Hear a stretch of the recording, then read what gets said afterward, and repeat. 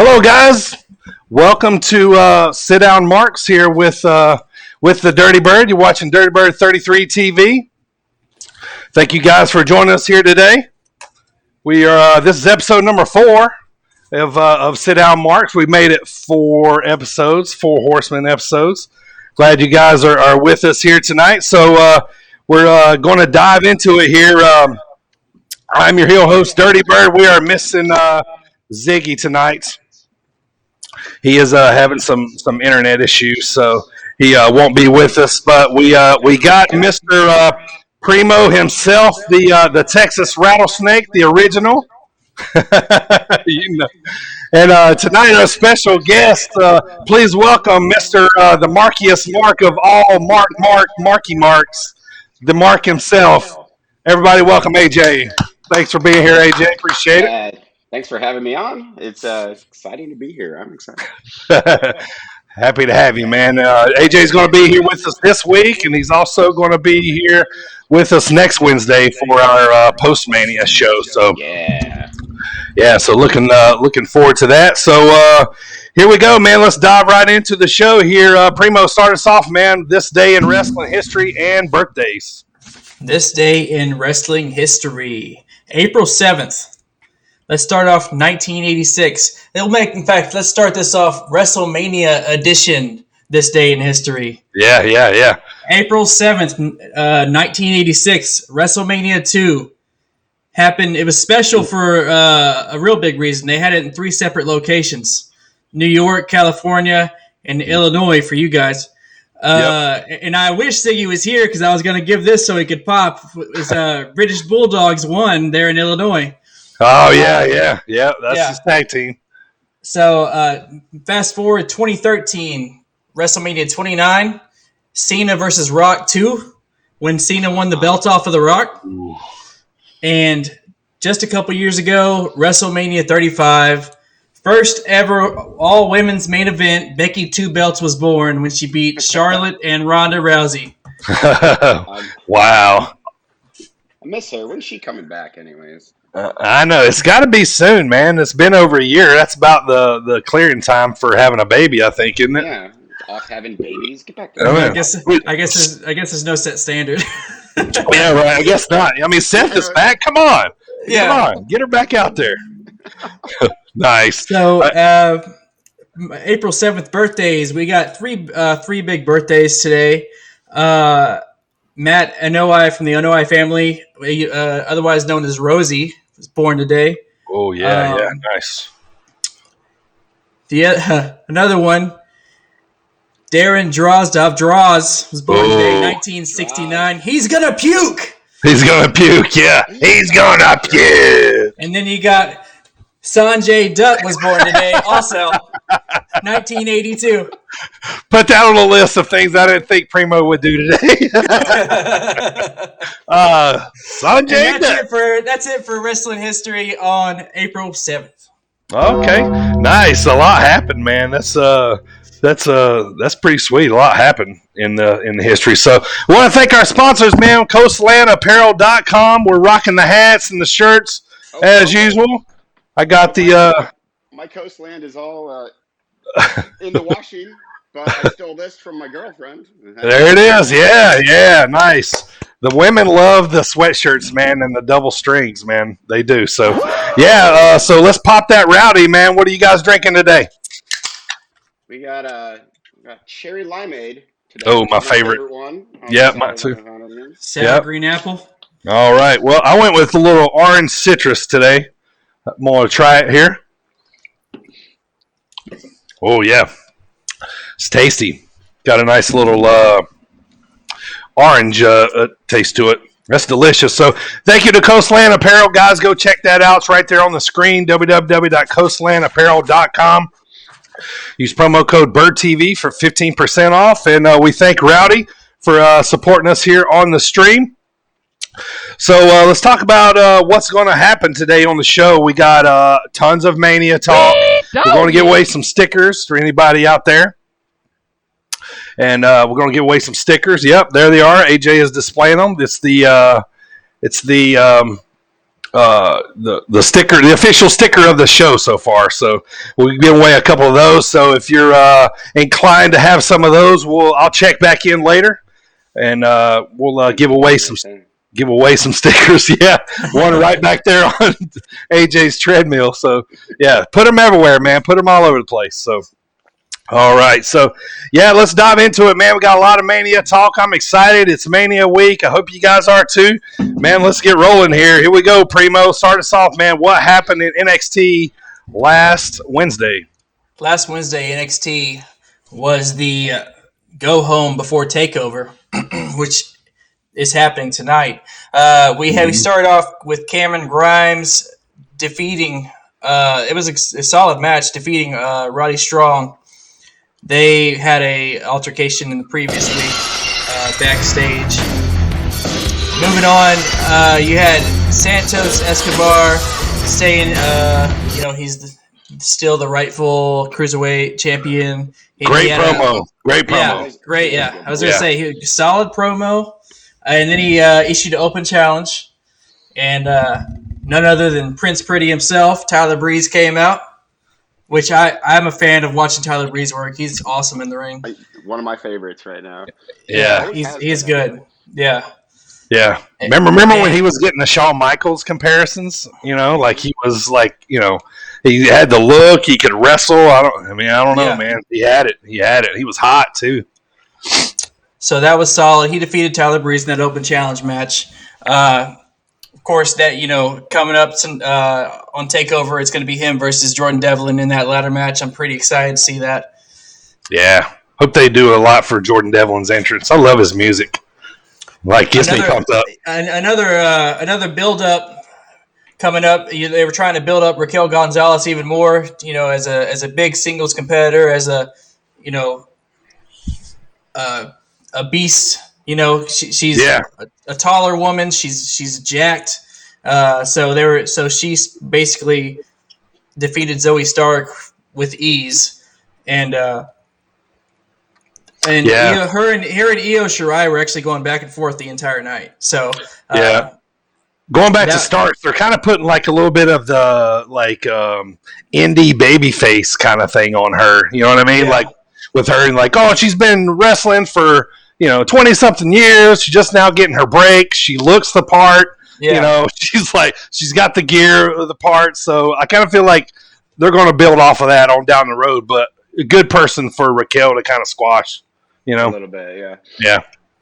So for this next one, at first I wasn't. They started playing the promo package for Cole versus O'Reilly, and at first, I've kind of wanted to see the match, but I haven't seen like a really good promo package because WWE is really good at these. I haven't seen a really good promo package like this in a while, and by the end of the promo package, I was like, all right, I want to see the match.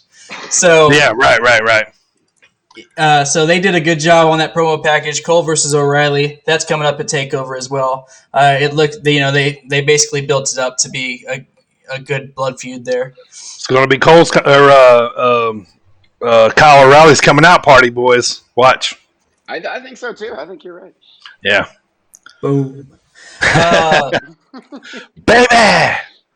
You had Xia Li come out and defeat Katie Catanzaro and Kaden Carter all by herself. And it was basically, she was supposed to have a tag match, ended up being a 1-on-2, and she destroyed them. I like this little gimmick. I like the spookiness of it. It reminds me of like Kabuki from back in the old days, She's like standing the paint. Yeah. And they got like this master type person that don't speak, kind of like it's a bad comparison. I was going to say Splinter from Teenage Mutant Ninja Turtles, but no, not that. But like like a master type, it's but I'm interested to see where this goes, man. It's different, I guess, and I'm really, intrigued, it's intriguing, right? Yeah, it captures you. You're like, whoa, what's going on, Yeah. I'm a little worried it's going to end up in like Dungeon of Doom territory, though, with like the Taskmaster and all that. Oh yeah. Don't get me wrong, it was amazing, but Yeah, but after that one time, it wasn't amazing anymore. Right. It's like it'll finally be. Yeah. So to determine, they're gonna have the gauntlet match on night one of Takeover for to see who faces Gargano for that championship. To determine the order, they had the Battle Royale last week, and the final six competitors were the ones who would be in the gauntlet match. And L.A. Knight himself ended up winning that Battle Royale, so he will be the last guy that has to enter the gauntlet match. Yep. So he statistically has the best chance of, winning and moving on to face Gargano on night two. Go ahead. I was gonna say I like it. I like it. Yeah, me too. Yeah. I'd say between him, Dexter Lumis, it's either one of those two or Gargano. Yeah, probably Loomis. Like AJ told me last night, probably Loomis because LA is gonna need a little more. It seemed like it would be too quick of a rocket to put on, and Dexter's kind of like been hanging around, kind of, creepishly around everywhere. So yeah, they need to pull the trigger or don't with him right now. I feel like. Yeah. No, I totally agree. And then to close out the show last week, like I said, Io Shirai and Raquel were going back and forth backstage, everywhere, all over the arena last week, the entire show. To close out the show, they ended up brawling, and that's how we ended the night. Yeah. So they couldn't pull they were struggling to pull them two apart. It's to lead up to this big, fight feel that they have going for that championship at TakeOver Stand and Deliver. Sure, a little bit of David versus Goliath. They kind of push the Io. She just keeps coming back. Just keeps coming back. Right. Knock her down. She's not scared. She's gonna keep coming. Yeah. Which can be played out a bunch of different ways at Mania or at Takeover. So, yeah, a lot of different ways they can go with that. Man, I like it. All right, so that'll cover NXT. Sorry, guys, I'm probably gonna be looking down here a little bit on these AEW notes. So, all right, so the theme of the night was Arcade Anarchy, which was it's not wrong. It's not wrong. It's interesting. So anyway, we'll get there. Let's talk about it. All right, so Christian leads off. Right off the bat, his first match outside of WWE. Since coming back, looking for all his peeps. He looked great, man. Dude's in great shape. Oh, yeah. He looks like, minus the hair, same Christian we've always. Oh yeah, it was like fuck. Yeah. So typical match. He looked a little winded at the end. I don't know if you guys kind of noticed that, but he looked a little winded. Yeah. He looked a little tired. And Frankie kind of carried him there towards the end, but good match, good start, kill switch, what we wanted to see. Boom, 1, 2, 3. Frankie put him over. So good match to start there. So, and then the next match, they kind of starting next leveling this Cody QT Marshall stuff. Yeah. Okay, so it was a good solid match. And then they're kind of doing sportsmanship and that kind of stuff. And then when it comes back, at the end, QT's kind of walking away, so he gets back in the ring. Cheap shots Arn Anderson with a punch, and who's kind of like special guest referee. The Nightmare Factory School attendees, that Cody and QT work at, on whatever. Some of their guys, jump in the ring and they start beating up on Cody, Arn, and Dustin, and you kind of waiting to see these new guys jump with QT like they're going to start a faction, or this is my crew kind of deal. Well, then QT pile drives Dustin on the steel steps, which was a pretty awesome pile driver, especially because you don't see it in WWE. So when it happens on AEW or another wrestling, you're like, oh, pile driver, Yeah. So but so that was interesting. So and then they all kind of leave. Red Velvet, I think's her name, comes out and she's one of the students too, I believe. Saves Cody. Well, anyway, so they prolong that coming up, on down the road. So a little faction possibly starting, feud keep going. So next up, Ethan Page and Scorpion Sky. They're kind of doing a promo where they are kind of saying the same thing in the promo, and they're talking about how they're going to take what they want from now on. They're not going to be held back. And then you don't know if they're going to be a tag team or not, and then it shows the graphic for next week, and it's Scorpio and Ethan against somebody else. I don't remember. So maybe they're the Seidels, I think. Is that who it was? Is that what it was? Yeah, I think you're right. Yep. Matt and Mike. Mm-hmm. So looks like possibly a starter tag team there between those two guys. So, and then next up, it gets they bring Moxley comes out. Oh yeah! He's wrestling Cesar Bonani, former NXT guy in AEW now. He's been on the last couple weeks. Kind of a showcase match for Moxley. A good battle going back and forth. They let Bonani get a little bit in, but Moxley wins by basically just a rear naked choke. Like a hardcore sleeper. Yeah, it wasn't, Right. it wasn't much. Yeah, it wasn't the dirty deeds. Nothing that put him out. So yeah, so I don't know. Maybe they're kind of going a little more towards the street smart kind of Johnny. I don't know. But anyway, that's where that ended. I do like that they had like a showcase match for that young up and comer John Moxley. Yeah, I know, right? I'll Yeah. take it, 'cause- Yeah, he ends up coming out later too and being more involved, so that kind of ended up making more sense. So anyway, next up they cut a little Team Taz is sitting around in a room. Team Taz is standing in the back. He's like, "Oh, everything's fine in Team Taz," and then oh shoot, what's the kids? Starks. Yeah, Starks. He gets up, starts talking, and then Cage gets up too and was like, "Oh well, So they're basically like they're showing that they're kind of separating, kind of starting the breakup, which they kind of really just got together. So yeah, but so anyway, just kind of like everything's fine, but everything's not, kind of a little promo. So not really a whole lot going on there. So and then the kind of meat and potatoes of the show starts to happen. Okay, MJF's in the locker room. He's talking about that the Pinnacle they're gonna have their own stylist, and so so I think he goes and looks in the bathroom in the Yeah, it's locker the room, and he bathroom, opens yeah. it up, and there's the Inner Circle standing there. They're just standing there. Yeah, They're they like, just how long have you been in the bathroom? right. They're just kind of standing there. So then MJF kind of like hours. right. So MJF kind of closes the door, like, "Oh, I don't see these guys. They're not really there." So anyway, so Inner Circle returns. They jump on the Pinnacle. Mayhem ensues backstage. Everybody's fighting everywhere. Wardlow, Hager,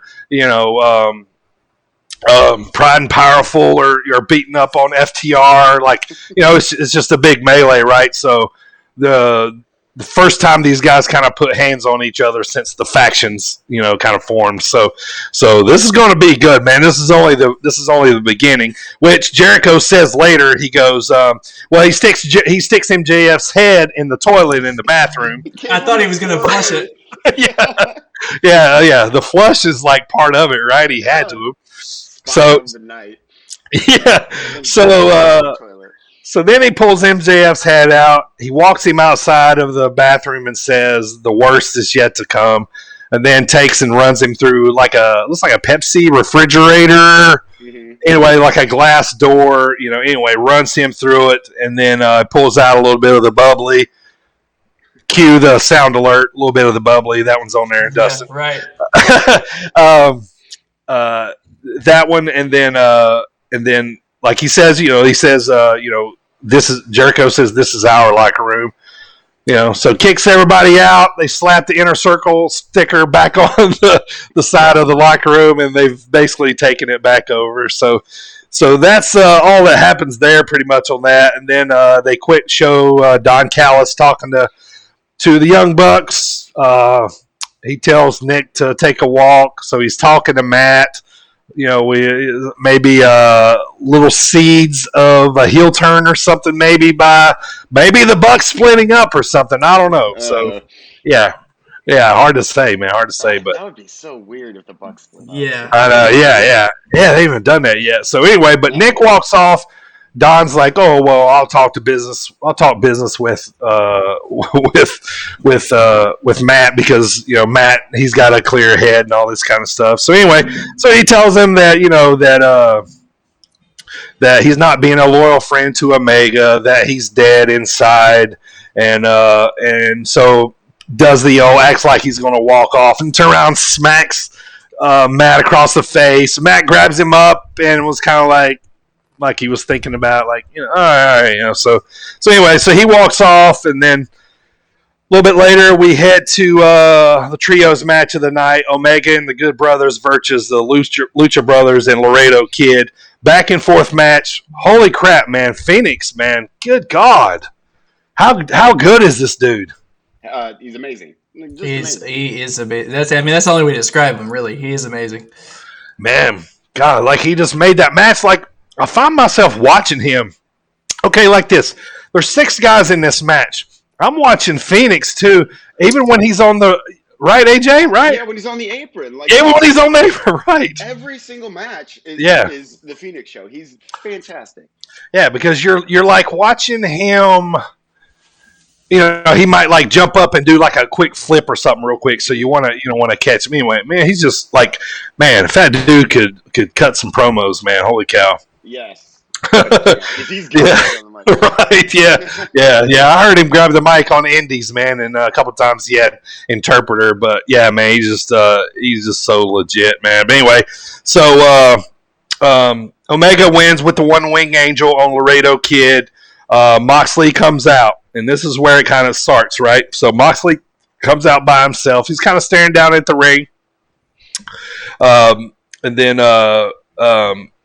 the Bucks come out, and you're kind of like, oh, who are they going to, So they kind of stand there with Moxley, and then they jump in the ring, and then Omega and the Good Brothers bail, run off to the back. So they kind of clear them out of the ring. I half expected for Moxley to go in first, and then the Bucks to get behind him, like they were gonna help him, and then everybody just jump on him. Right. On Moxley, yeah. That was one of the things I thought so too. So, but further the storyline on that, we'll see how that ends up. So anyway, so that brings us to so that sets up a trios match for next week: Moxley and the Bucks versus Omega and the Good Brothers. So we'll see how that falls out. So. So that gets us to the Arcade Anarchy. Miro and Kip Sabian versus Orange and Chuck. All right, so basically they just destroy a whole bunch of video games, ice hockey tables, whack-a-mole, I don't know, whatever. The circus, carnival, anarchy arcade stuff. Yeah. So, it really was. Dude. Yeah, just randomly set up outside. So anyway, they're just destroying everything. So getting to the end of the match, Penelope Ford comes out, Kip Sabian's wife on the show in real life, whatever. She comes out to distract the ref. Well, she pushes the ref away, and she low blows Orange. And so Orange, he's doing the, grabbing his crotch, and he's going through, and then he gets, Penelope is kind of following him. Well, he takes a little turn, and Chris Statlander comes back. She hops up out of I think is it the wizard thing that gives you the tarot cards, yeah. So anyway, but. Awesome, man. I'm so glad she's back. I seen one of her last matches before she got hurt. I guess over a year ago now in Chicago, man. But she had tore ACL all the way around, man. So I think she had complete surgery. So, but awesome, she's back. She put Penelope. She did this spinning corkscrew, flapjack kind of on the. I don't even know, man. Yeah, it was. You saw it and you're just like. How do you even say what that is? It was like she had him up like slingshot, right?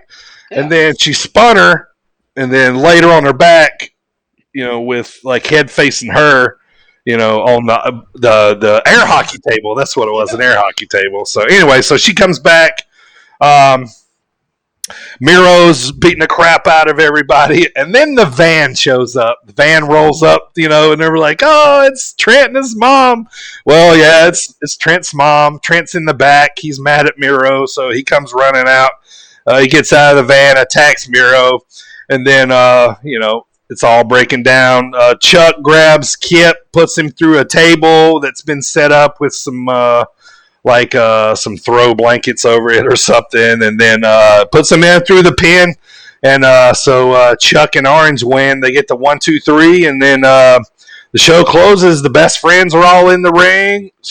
Chris Statlander's in the ring with her, and they're all doing the thing to Mama Trent driving off in the car, in the van. So yeah, that's how AEW went off, man. So. What do you guys think about that? It's just utter nonsense, and I loved every moment of it because yeah, amazing. I think they do a good job of a balance between hilarity and the seriousness of wrestling. You know what I mean? So yeah. I'm loving Tony Khan's brain right now, man. This is like this, I love it. It's great for wrestling. And I like that. Cheers. AEW keeps me engaged the whole time, and I like to watch the wrestling matches, like because there are some great performers on AEW. Yeah, so yeah, it really is. So yeah. All right, so that's AEW. So Primo, man, SmackDown from last Friday. So we show opener. Edge comes out. And Edge is talking on about this day. That's right. He talks about how basically Roman and Daniel Bryan don't know who they're messing with. Let me remind you who you're messing with. He said, "You've helped me awaken a guy who I haven't seen in quite some time. You've helped me awaken the rated R superstar." And he does the look into the camera, and he's saying rated R superstar is back. So he's basically saying he's back ruthless as ever, and ultimate opportunist, everything. I like that way he said it. He was like, "And I am the rated R superstar once again." That's right. Yeah, good stuff. I was looking forward to that as opposed to just babyface Edge who's there for nostalgia reasons. No, he actually has his character back. Right. Fantastic. Exactly. Yep. So it's exciting, Tag team match, we had Alpha Academy and the tag team champs Rude and Ziggler. They defeated Street Profits and the Mysterios. It was it was just a regular tag team match. They're trying to build up to who's going to face off against Rude and Ziggler. Yep. I couldn't care less about this match. Yeah. Same. I could not care less. Same. Yeah, exactly. Yeah. Then we come out with a talking segment out in the middle of the ring, Cesaro and Rollins, and the whole segment is about Cesaro trying to get under Rollins' skin, and he's like, "I see what you're doing." He's talking to Cesaro and Pierce is out there. Yeah. He's, "I see what you guys are trying to do. You guys are just trying to get me to, snap and all this stuff." And Cesaro's like, "Well, why don't you take a swing?" So he keeps making all these puns about the swing, and it was kind of good. It was great. Yeah. I liked it. It made a boring segment funny. Exactly. Yeah. Wasn't at one point he was like, "He's not unswingable." It's like, yeah. So they're building up to that WrestleMania match between him and Rollins, and they added a little more fuel to that fire. AJ, how many swings is Rollins going to take? I'm gonna say it's gonna be a record. I'm gonna say 27. I went 50. I'm like, he's gonna put a stamp, like a big stamp number on it. Like, I swung you 50 times at WrestleMania. Like, it's gonna be something they're gonna talk about way on down the line. Which I hope they do, because Rollins is gonna throw up. Yes, he is. Yeah, yeah. He poked out Rey Mysterio's. Right.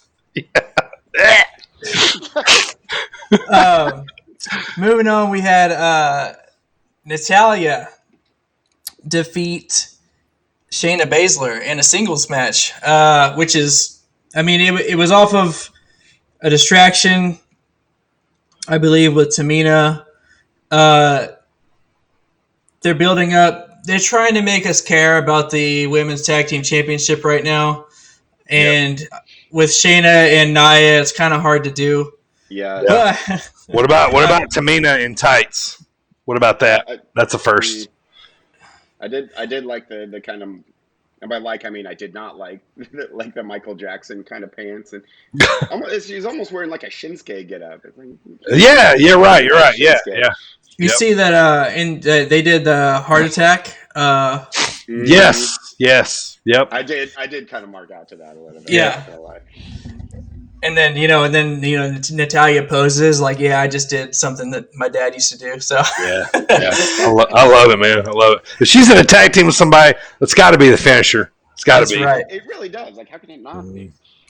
After the match, we had basically every women's tag team that is in the WWE come out and with a show of force. One kept getting knocked out, another one kept coming in to see, basically give you a showcase of all the women's tag teams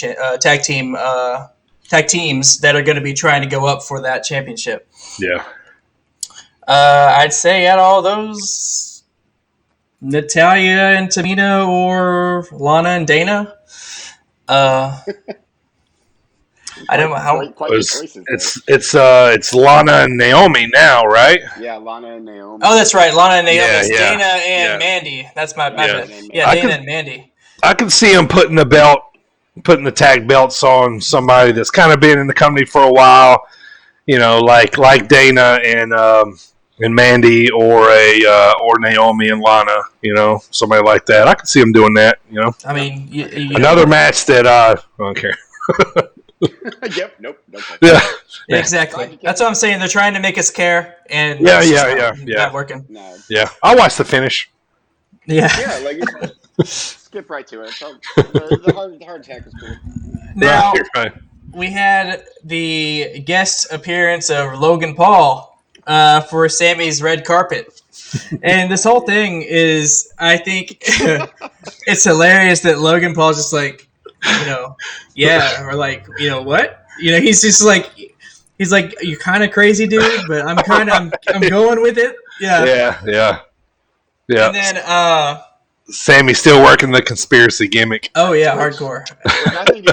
I love this character of Sami Zayn. Yeah. Logan Paul, like, why would you ruin Sami? I mean, I get, like, Logan Paul's annoying, and Sami Zayn is, like, his whole thing is, like, I'm annoying. So it worked in that regard, but Logan Paul, just go away. Well, it's like Ziggy told me, we were talking about it yesterday. He's like, this has got to be one of those schmozzy finishes, right? Like, he's gonna hit Sammy with, like, a podcast microphone or something. You know what I mean? Like, something ridiculous like that. Yeah. Well, I mean, when Kevin Owens come out and he gave Sammy the stunner, Logan Paul's just like, whoa. That's the reaction we got. Yeah, he pushes him away on the way out. That's what he's just like, brings to the table right there. Right. Yeah. Oh my gosh, dude. You did a wrestling on him. Like, go away. I mean, I'm still excited to see Sammy versus Kevin. I don't care about Logan Paul, but I just want to see them face off. How is it possible that every time that Sammy and Kevin Owens feud, I'm on board? Like, they've feuded how many times now? And every time I'm like, I'm down. Same here, man. Like, I told Primo, I was like, I watched this on the Indies for probably 10 years before it even got on TV, man. I'm like, and I'm still interested. Like I watch that every time, man. I think you know what? Go ahead. I think that's less to do with like the booking and more to do with just Owens and Zayn themselves. Like, because I mean, they're such good friends. Obviously, they know how to play Yeah. off each other. They're so well. Yeah. Every time they feud, I'm on board. Yeah. Yeah. Same. I mean, same. they could always bring a match. You know, they're like, hey, you got anything going on? You got anything going on? All right, let's have a cool match. Yeah, it was almost kind of like they didn't have anything for either Yeah. one of them. You know, they're like, oh yeah, let's, yes. I mean, and it'll be a barn burner. You know what though? I don't know if I like or not, and that's Sammy's long hair. Yeah, he looks a little hobo. Yeah. Yeah, with the part, he's got the part in the It's so combo. weird. Now, all right, let's talk about his dance, man. Like that thing got memed, like so much, man. And like it's even funnier. Like I love when this stuff happens and people are like gifting this stuff, and then he goes on Twitter and he's like, "Stop doing this right now. Do not make any more like Stop making fun of me." Yeah, y'all should be focusing more on the the conspiracy. Like I love it when they're working the gimmick on Twitter, man. I love it. Yeah. Fantastic. Another build towards WrestleMania, which I mean, all the shows at these during this time frame are WrestleMania season. So every match basically is going to go towards WrestleMania. This one, Bianca Belair defeated Carmella straight up. That's the first time I've seen that entrance from Carmella. Yeah. Mm-hmm. I don't know if y'all saw that, but I was like, wait, who is this? That's what I thought too. Like well, at first I thought it was Sasha Banks coming out for some reason, and then like, no, it's Carmella. What happened to the push, by the way? Yeah, I don't know. I think she might have some enhancements. Did you guys notice anything? Some extra. Yeah, it would make sense about the break now, So Right, yeah. Charlotte Flair. Yeah, that red, those red tights were looking a little extra. They were. So the main event of SmackDown, we had Daniel Bryan face off with Jey Uso in a street fight, which was probably the coolest part of the whole night. Yeah, Daniel Bryan, you talk about Edge coming out saying he's bringing the Rated R Superstar. Daniel Bryan came out and just he unleashed on Jey Uso, and after he beat Jey Uso, then he unleashed on Edge and Roman. He by the end of it, he was standing on the turnbuckle doing yes, yes, yes, and everybody else was laying down. He took a chair to Jey. He hit Reigns with the running knee, and he had him in that yes lock to close the show. I thought he was going to grab the chain and put him in the yes lock. Oh, and do the yes lock with the chain? Yeah. He's done that before, I think. With like he wraps it around his like hands on both sides, and then kind of pulls it back. Yeah. So, what do you guys think about this? About Daniel Bryan standing tall, SmackDown ending? Yeah. As I say, it's trying to give you hope that he's going. So, I still stand by the saying that Edge is going to pin him. Not Roman. Not Roman. Yeah. I agree with that too. There's no way Roman's losing clean. Like, right. Yeah. I can now that you mention it, I can see that happening too. Yeah, definitely. Edge and Roman can feud, which I'd be on board with that. Yeah, I think that's going to be the feud post Mania. For sure.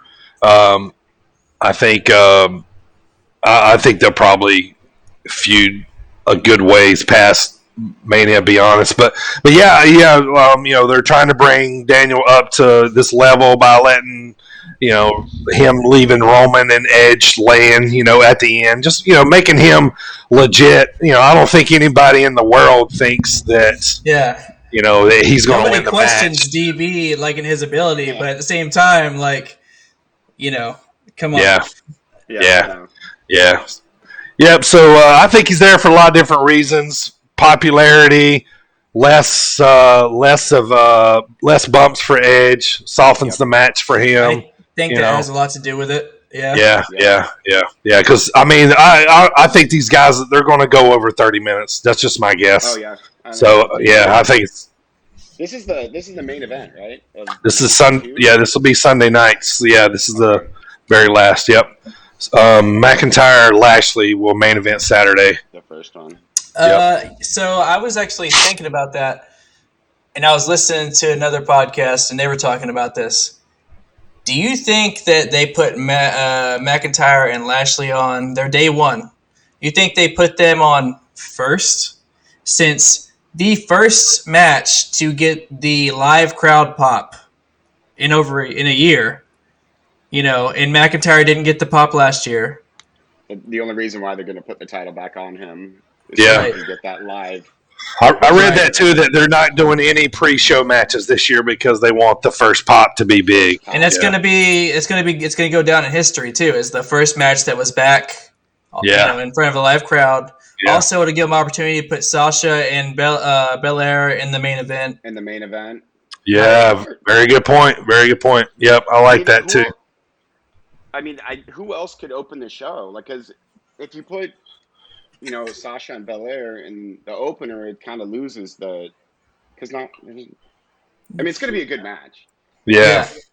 It'd be good. Like, I'm sitting here looking at it. I don't know that anybody else Saturday or Sunday that would get a bigger pop than probably McIntyre coming out first. Yeah.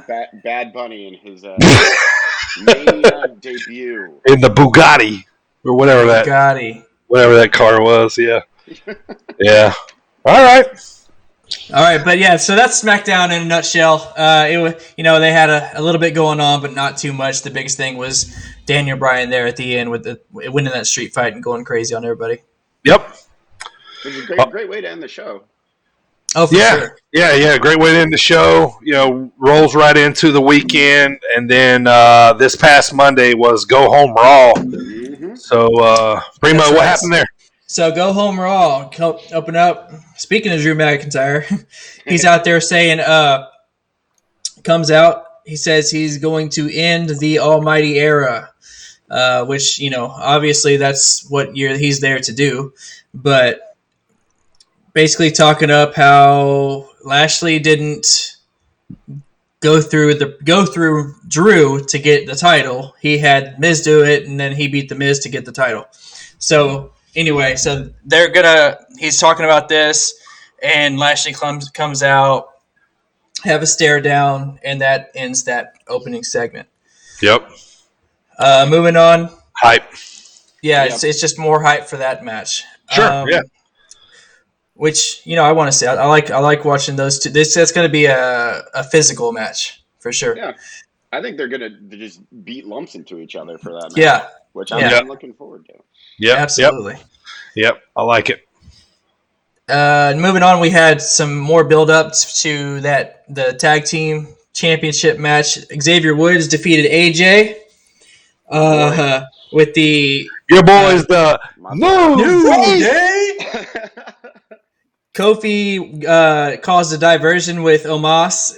He caused him to get riled up, which caused AJ to wonder what's going on. Yeah. Xavier was able to capitalize. All right, let me say something real quick. I can't get past this Omos name. Like something else. Like, they don't even sound right to me. It doesn't look like it fits him. Like, I want to like Omos. Like Omos? They're like Zeus Jr. Yeah, right. Yeah, they could have played him off as like Zeus's son. A little ZJ. Yeah, that'd been cool. I'd be down for that. Yeah. Cross his eye a little bit. Almost. I'm interested to see him wrestle. I know it's probably going to be minimal, but it's going to be slow.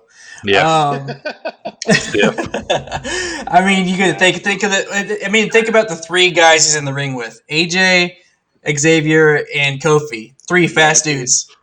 Yeah. Right. What's he gonna do? Yeah. He'll be Zeus. Like, they'll try and knock him down, and he'll pull like a zombie selling, and then he'll topple over. Crowd will, pop. Yep. Exactly. So speaking of big guys, Braun Strowman come out and defeated Elias and Jackson Riker in the handicap match. Elias. Yeah. So I'm still not excited about the Shane O'Mac versus Braun match. I want to see Shane O'Mac wrestle, and I want to see the spot where he's going to fall off of something. But because he's going to. Yeah. Yeah. But this specific storyline, I just have no interest in. Nora? I heard that there's different ways they could have, different ways they could have went around the whole bully thing. They could have attacked him differently than calling him stupid every week. Right. But Yeah, it's a little childish, but yeah, whatever. I suspend my belief every week. Yeah, I know, right? that's true. One So- extra thing. Moving on again with the women's tag team championship, Nia Jax and Shayna Baszler defeated the tag team of Rhea Ripley and Asuka. But that was on Rhea. Rhea, She- yeah, mid match Turned on she Asuka. turned on Asuka. Yeah, Mhm. which didn't really cause so much of a microscope on the tag champs. It was more on their singles match that's coming up between Rhea and Asuka. Yeah, the women's tag belts were kind of they didn't matter at all. Right. And plus, Yeah. like anytime Nia Jax is, I don't know if you guys do this too, but anytime Nia Jax is on, I roll my eyes and I tune out. I You're like, Yeah. oh, this is a good spot to check my phone. Yeah, it's one. I was gonna say it's one of the spots where you go. Yeah. Yeah. She just needs. I mean, she needs direction, man. I love that she looks different than everybody else in the division. She's been champ a few times. It looks like she's maybe shaking off a little bit of that moniker she got for a while where she was hurting. A lot of people and stuff. Yeah. So I will. But I will yeah, say but I've putting her with noticed Shayna that. didn't help.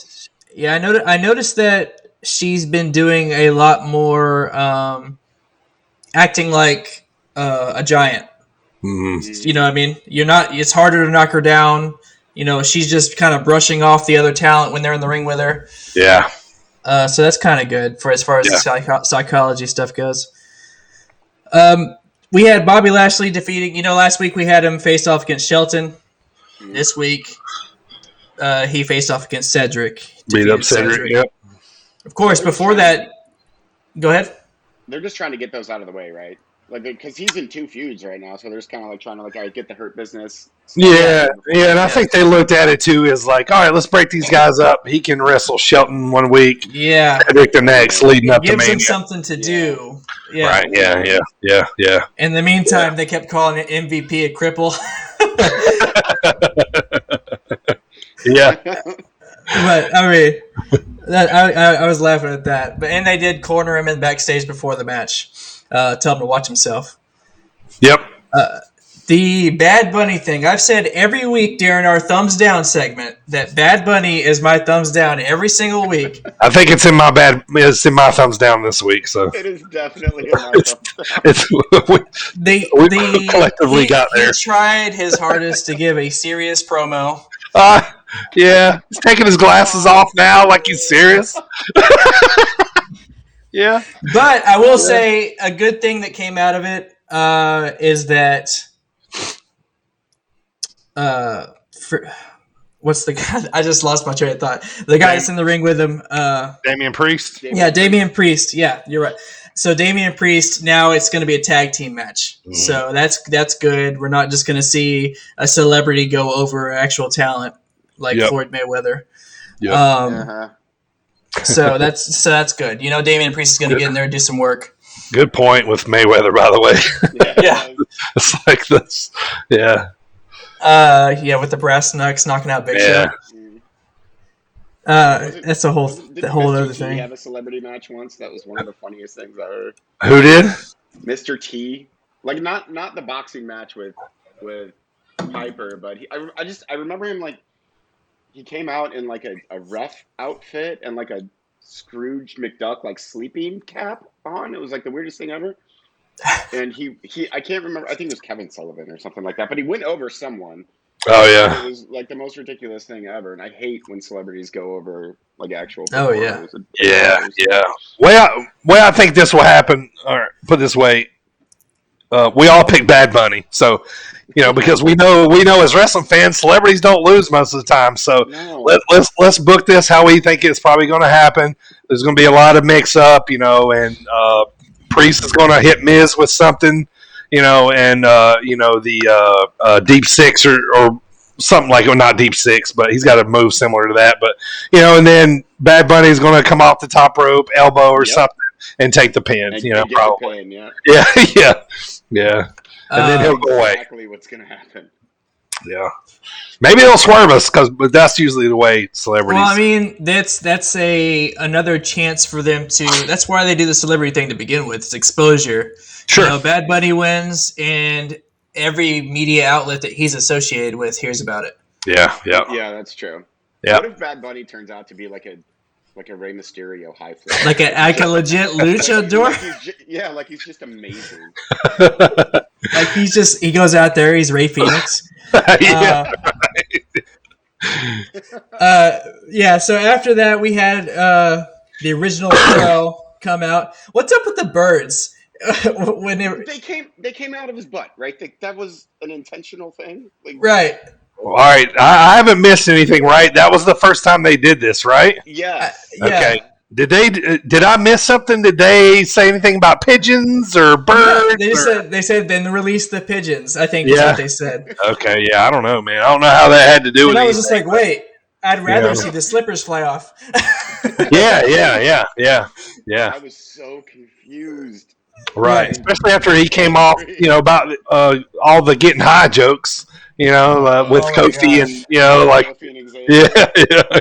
Which Kofi and Woods made that funny. Like Riddle to me, I can't abide him. Like I just oh, you bother me so much. I just inject the word bro into everything. Like Yeah, I hate him. He's like he's always he's airheaded, spaced out, Yeah. Weed jokes, which Kofi and Woods made funny because they're Kofi and Xavier, right? So they can do that. So he went out in a singles match, defeated Ali, Mustafa Ali, with Sheamus ringside. Is Retribution falling apart? Is that what they we're already seeing? did? Yeah, they kicked him out like 2 weeks ago, I think. Yeah. Okay. And it was like in a quick segment too. They were just like, "Oh, P.S. We're done with this now." I think they're going on a singles run. Yeah, Slapjack and T-Bar T-Bar and Dio Madden or whatever his name. They choke slammed. Yeah. I was like, okay, I'm done with all of those guys' nicknames anyway. Move on. Yeah. So afterwards, who does why would you do that? I guess if like Mad Max Beyond Thunderdome. Paid to be on TV, you can call me Slapjack. Just like that's what I told my wife whenever the Miz and Morrison did the hip hop or whatever it was called, hip hop hop. I was like, well, I guess if you're getting paid a lot of money, sure. So anyway, to close out the show, Drew McIntyre. King Corbin was trying to get that spot from the business arrangement with Bobby Lashley and MVP. The whole time they're wrestling, halfway through the match, more towards the end of the match, MVP says, Corbin, you're missing the point. It's not about winning the match. It's about ending McIntyre and not so he can't get to WrestleMania. And that's when basically McIntyre gives him the Claymore kick, and it ends from there. So McIntyre wins that match, and that was Raw in a nutshell. For a go-home show to WrestleMania, it really wasn't that impressive. No. Yeah, I wasn't too impressed with the way they ended. Kind of like standing there, like, "Hey, yeah, come on, like, what do you got?" Yeah. Like, I want to see a face-off. I want to see, I want to see a pull apart like every Rumble match. The go home shows. What do we always see at Rumble match? 30, 40 people in the ring piling out, right? Because we want to see what the gimmick of the match is. So these guys are kind of standing off, man. I wanted to see them. If they didn't touch, at least stare down at each other's face or something. You want to know what I absolutely don't want to see in a go home show for Mania is Baron Corbin. I don't want to see him. Well, at all, really. He ruins matches and segments that he's not in. That's how I think. I was thinking about this too, and it happens every time somebody wins King of the Ring. They hold on to the King gimmick too long. Yeah. Has there Yeah. ever been a person that has pulled off the King gimmick? Booker. Oh yeah. Booker, Oh okay. hell. Booker and Macho. Booker and Macho are the two best. Okay. The two best. The two best. Yeah. Owen was probably a good third, but The yeah. Macho King. Macho King, yeah. All right. So with that, That was wrap it Raw. that rolls Yes, up, sir. Raw. Okay. All right. So normally I talk about Impact right here. Impact is moving from Tuesdays to Thursdays, so they will go tomorrow, and I'll talk about them next week. But to kind of I want to run over some kind of what's going on in the independent scene right now. Probably biggest week of independent wrestling all year right now is the week before Mania. This year they're calling it the Showcase of the Independents. What it is 14 shows in 3 days. Now they're starting early in the morning, and these things are running till I think one night. One of the shows starts at like 1 a.m., so it's going to go to like 3 a.m. So Joey Janela, Spring Break, he kind of started the tradition of that. So they didn't get to do it last week, so they're kind of kicking it back up for this week. But a ton of shows, a lot of independents are out down in Tampa. Basically what they do is, they rent out a venue. All these promotions will come together, and and they'll do time slots, like 2 to 3 hour time slots, and they'll put on shows all week long. And you can buy like a pass for like all the matches. So, but anyway, it's just a huge plethora of just wrestling all week long, and it started. I think it actually started this morning. I think it goes Wednesday, Thursday, Friday, and it's basically all day long. So basically that's what's going on down in Tampa as far as indie-wise. Here, kind of like in the Midwest, AAW out of Chicago, they ran a show last week. Not a whole lot happened. It was on Twitch. They're doing another one this Saturday at 2:30. But the main event was Mance Warner versus one called Manders, and Mance Warner retained. So, like I've been saying, a lot of the promotions are getting started back up again. So, I think once Mania rolls through, we'll be kind of heading into that full force. A lot of the promotions around here starting to pick back up. So nothing really has happened, in the last week since I talked to you. So, but they definitely will be picking up. So whatever happens, I'll see if there's any title changes or big matches that happen. Big matches that happen this week, and I'll get those over to you. So, all right, man, let's head to one of my favorite spots of the episode here. It's time to pick Primo's brain. So what I'm going to do each week, I pick Primo's brain. I asked him random questions about his wrestling fandom. So I'm going to ask him a question here, and I'm going to give him a little minute to think about it. I'm going to let you look at the graphics. So, Primo, are you ready? I am ready. Today's question is, sir, what was the very first wrestling action figure that you had? Very first wrestling action figure that you had. Go take a look at this graphic. Be right back.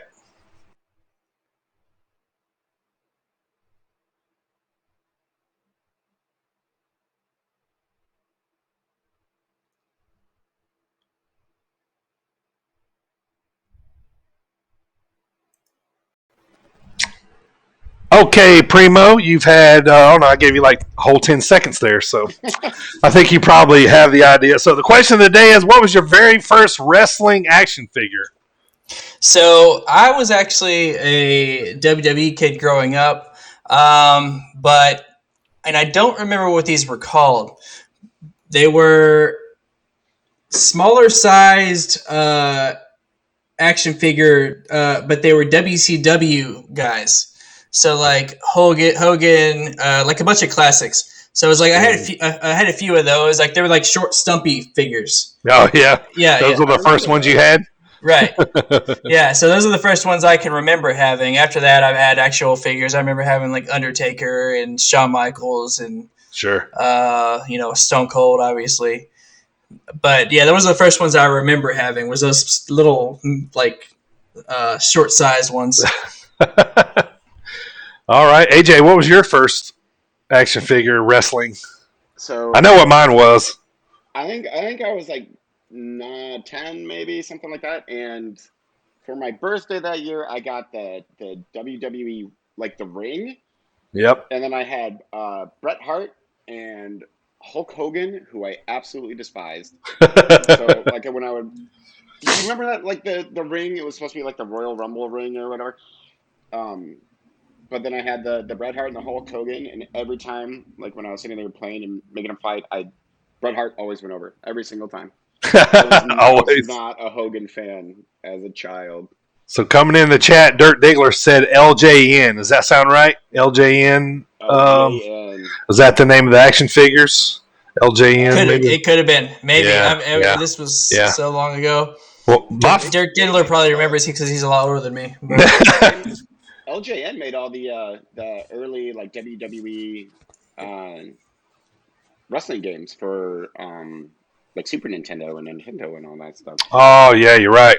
Well, my first one, to show you my age here. My first one, because I grew up NWA, but WWF was the only one that had action figures. So my first one was Hacksaw Jim Duggan, the ones that you could pull them apart and stretch them out, and the stretchies. Yeah, that's the one I had. Those are cool. I also had this.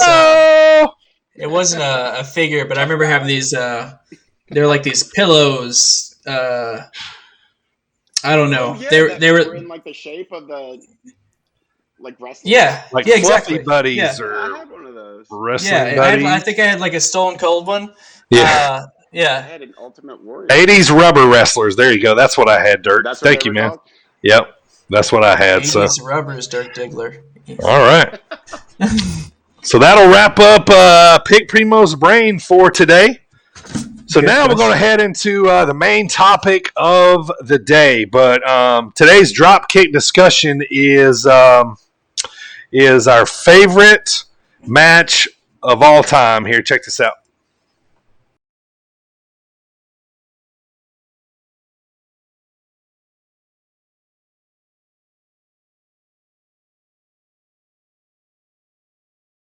Our favorite belts, championship belts from last week. Yeah, so the Eagle, I like that one. Yeah, Ziggy, he took the winged eagle. So, but today here we're going to talk about our favorite match of all time. Not what we think is the greatest, but this is our favorite match, the one we can always go back and watch. Love it.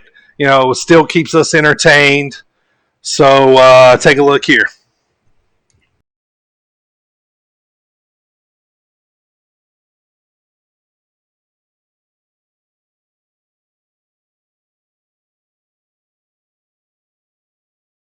Right, so today's Dropkick discussion of the week is our favorite match of all time.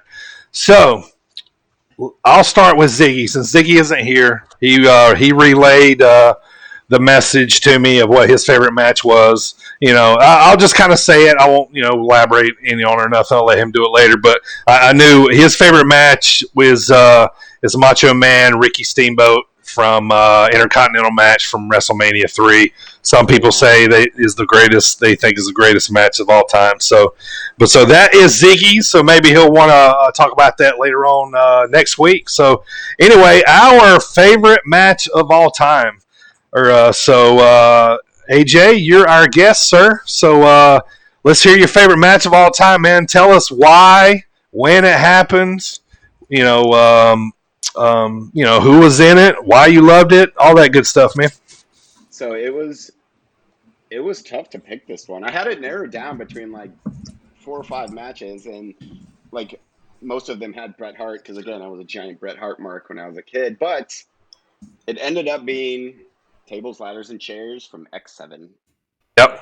Wow. One of the greatest matches with the greatest spots of all time.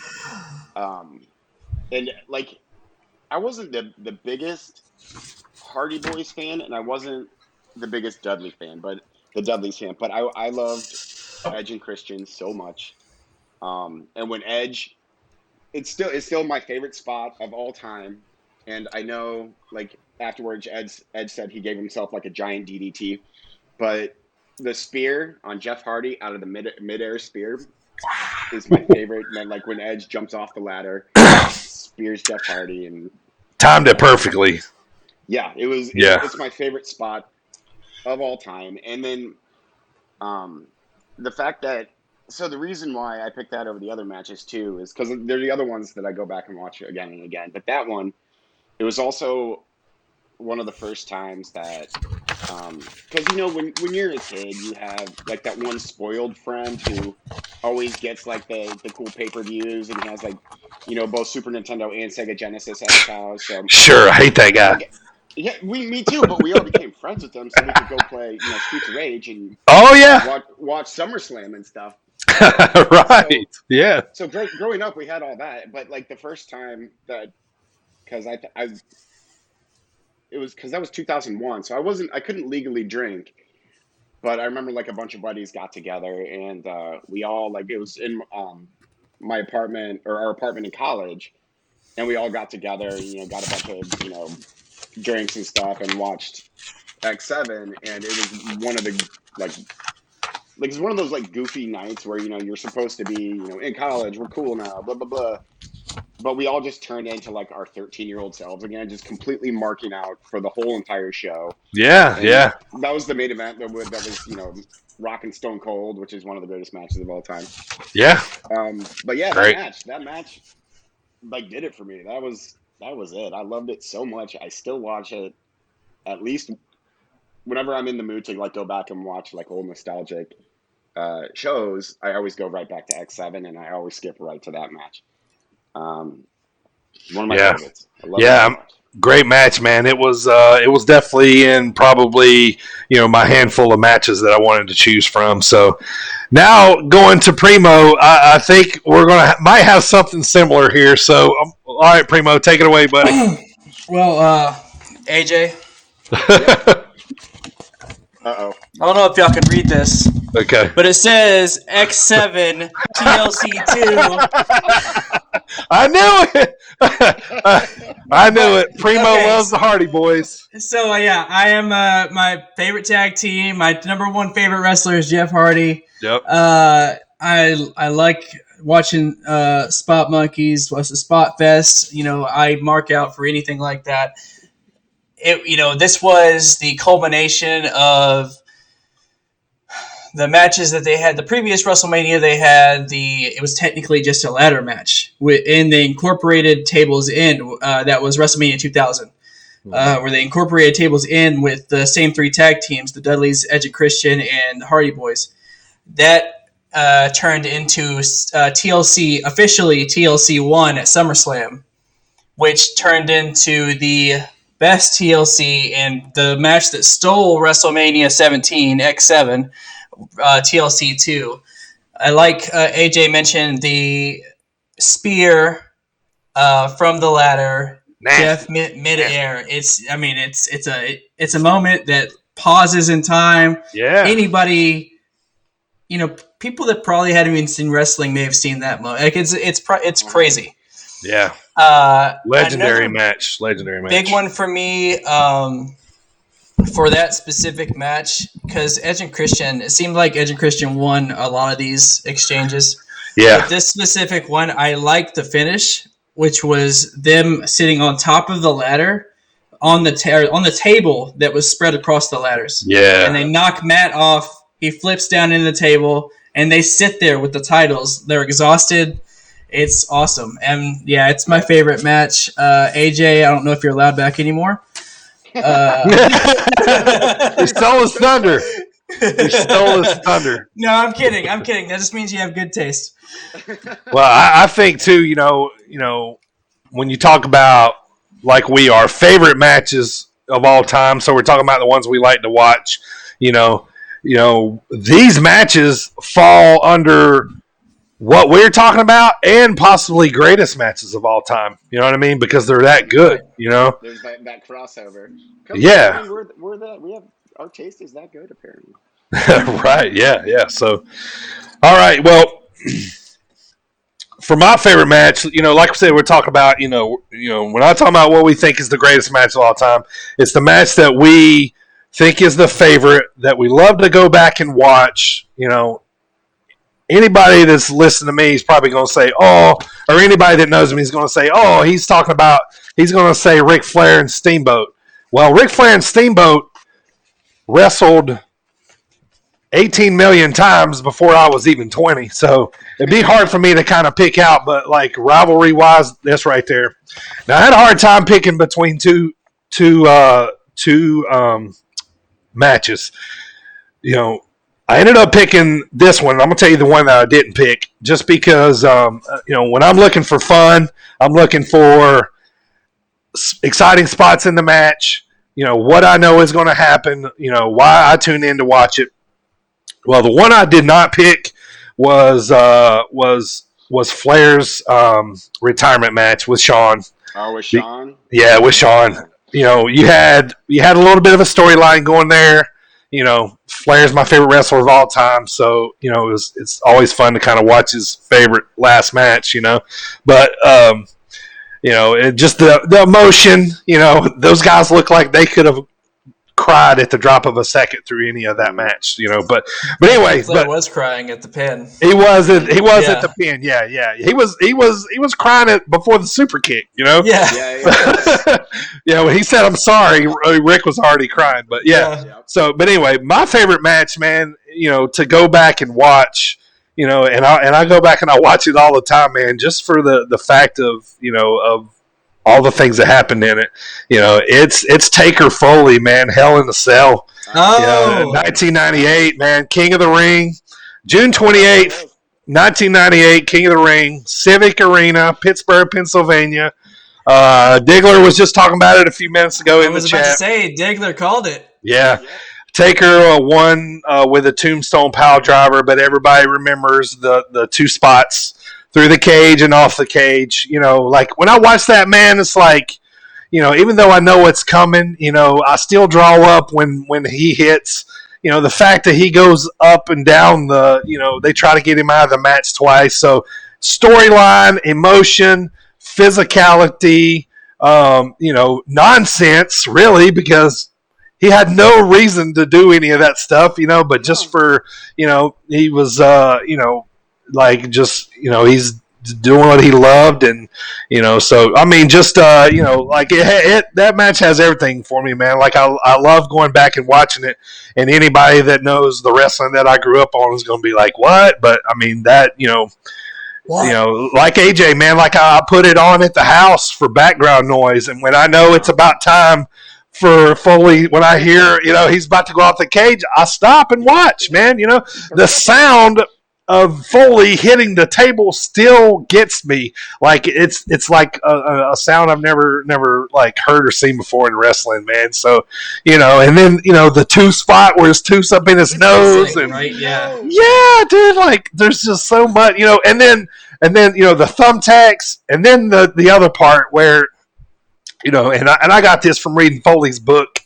I love the part, and I was going to share this with you guys. He talks about right after match, they're sitting back in the doctor's table, right? Him and Taker. And Foley's so concussed from what's going on. He said he looks over at Taker and he goes, "Man, I'm sorry, I forgot to do the thumbtacks."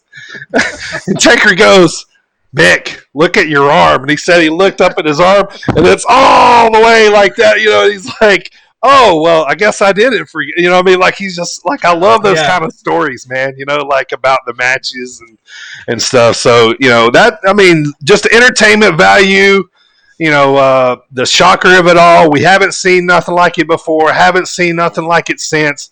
We've seen Shane-O do it, man, but like Foley's are just, he's a bigger dude, and, I'm just more sold on him, man. So, I mean, and everybody knows that match. If you watch wrestling, that match. You know what I mean? So, yeah, that match is crazy. And I think off of that, the two matches that we ended up talking about are huge, legendary matches. I say it, but an offshoot of this topic, a not so legendary match, but one that actually invoked some sort of emotion from me when I was younger. Was the it was Monday Night Raw, where Jeff Hardy got to face The Undertaker for the championship, the one where he earned his respect. Where he's like, Taker, I'm not going to, or I'm still standing. And, Taker comes back, raises his arm. That match, I love that when I was younger. Yeah. Yeah. Yeah. I one of those too where, like, one of the ones I almost picked was, surprise to no one, is Bret Hart versus Mr. Perfect at, I think, SummerSlam 91 is when it was, for the IC belt. Yeah. And, like, Perfect was wrestling with just a vicious back injury. Like, he had, like, a bulging disc and, like, a broken tailbone and stuff. But he wanted to put Bret over. And after the match, like, after Bret gets the win, like, Bret rips off his onesie and, like, slings it over his shoulder like Mr. Perfect's onesie is a belt. Yeah. Which is, like, the greatest thing ever. When I was like, I thought that was brilliant.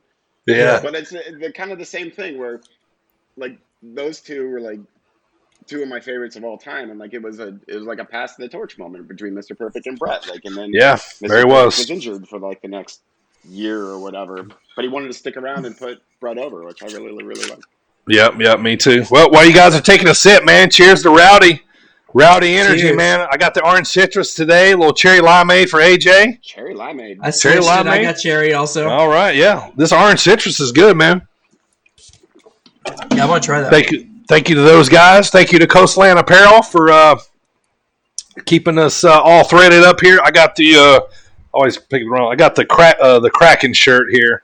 AJ's got the Coastland sweatshirt there. I could pull my other one out of the washing machine, but that would require me to have to go do some laundry. You can show it to us next week. I will. Yeah. All right, guys. Anybody watch the Hall of Fame last night? I seen a little bit of Kane's speech. He did the fire at the end. Yeah. He said that Kane Undertaker was the greatest story WWE ever told. Yep. Y'all see that? Yeah. It's up there. I like how he did he made it as he did his speech as Glenn Jacobs, and then at the end he's like, and this is for Kane, and he did the fire. Yeah. So that's cool. I actually watched the whole thing though. Yeah. It was okay. Any other good points? RVD. So I don't know how many times. Yeah, of course. Rob Van Dam. He did that, or he said that's why I call myself the whole dang show. Yeah. Dang show. Did he say dang? No, but okay. I'm being friendly. Yeah, I know. I was actually just wanting to know. I want to know if he said the other. Okay, I'm pretty good. sure he said the other thing. Now looking back, I'm second guessing, but I don't know how many times just between him, people backstage, and people interviewing him backstage, they mentioned something to do with being high. Yeah. Like it was a lot. Yeah. He was on Impact probably until I would say maybe a month ago. I haven't seen him on there since, but any other what's that? Molly Holly. Yep. Molly Holly. Yep. Good trainer. Yep, good trainer. Yeah. Her and Crash. Remember Crash? Yep. Rest in peace, Crash. She was one of the Holly female. Yep. And then turned to Mighty Molly. Who else? Oh, Shatner. Your favorite one of the night was probably Great Khali. He earned that Hall of Fame spot just by being 7. I mean. Oh, well, we can't forget they also did the 2020 Hall of Fame because they weren't allowed to do it last year due to COVID. Yep. Okay. So we had NWO come out. Yep. Which was how is Hulk Hogan still look like $1 million? But Scott Hall, X-Pac, and Nash all looked like. Those vitamins, brother. Don't do drugs, kids. Scott Hall for sure. And X-Pac. Nash looks semi-normal, but as Nash, well, he still has kind of a career going. Yeah. Right. Scott Hall just does yoga with DDP all the time. Yeah. Mhm. All right. No, Anything besides else? that, those were the highlights. Bischoff? Yeah. What about Bischoff? Bischoff? Oh yeah. Yeah. Bischoff was there too. Yeah. They talked about how everything he did with WCW, and then the big swerve when he came and he was a general manager. Mm. So yeah, that was cool. He was there, and controversy creates cash. You talked about that. Yeah. Oh, which I have that book, man. I haven't read it yet, but I got it in the list, so to speak, right now. So yeah, I've always liked Bischoff, man, and honestly, like I love his. I don't know if you guys listen to his podcast or not, but it's good, man. I love it when he shoots on Dave Meltzer. It's great. I listened to it a couple of times. Yeah. There was one other thing I was watching. So when Molly Holly did her speech, either she was reading from a teleprompter or she has an excellent memory, because she named about 15 to 20 people from the ring crew that she thanked. And it was like, oh, that's cool though. The names, and she was like, so and so, like every name. And I was like, either she's, because she was looking at the same spot, so I was like, either she's reading from teleprompter, which is still cool because who remembers that much? Yeah. Or she's just really trying hard to remember. But she named a lot of people that was like behind the scenes stuff instead of being that's like, cool. Thank you, Vince. Really cool. Right. Yeah. Nice. That's cool. What do you guys think about Jericho on the Broken Skull sessions? When is that coming up? April After 11th. Mania. After Mania. Okay, so I'm I don't. excited. Yeah. Exactly, I'm not going to get too excited though, because I think we want them to blur the lines. I don't know that they're going to. I don't know. I think they'll. The 11th. Jet Drive says the 11th. How much control does Stone Cold have over the show? Yeah. And what is best for Vince McMahon's business? Do you have Jericho on there as a former WWE talent, or you have him on there as a current AEW talent? Yeah. Well, yeah, I don't. I think it will be as a WWE talent, but they're not going to go the show without mentioning AEW. They'll say what have you been doing in your time since then? Mention it. They might sprinkle a little bit on there and then move on. Sure. And almost for a minute. I'm sorry. Go ahead. Do you think this is like, because I know WWE doesn't do cross promotions like at all. Do you think maybe this is Vince being like, oh well, might not be the worst idea to because WCW used to do that all the time with like New Japan and stuff. Like, yeah. Do you think that this might be like kind of put out the feelers a little bit? I saw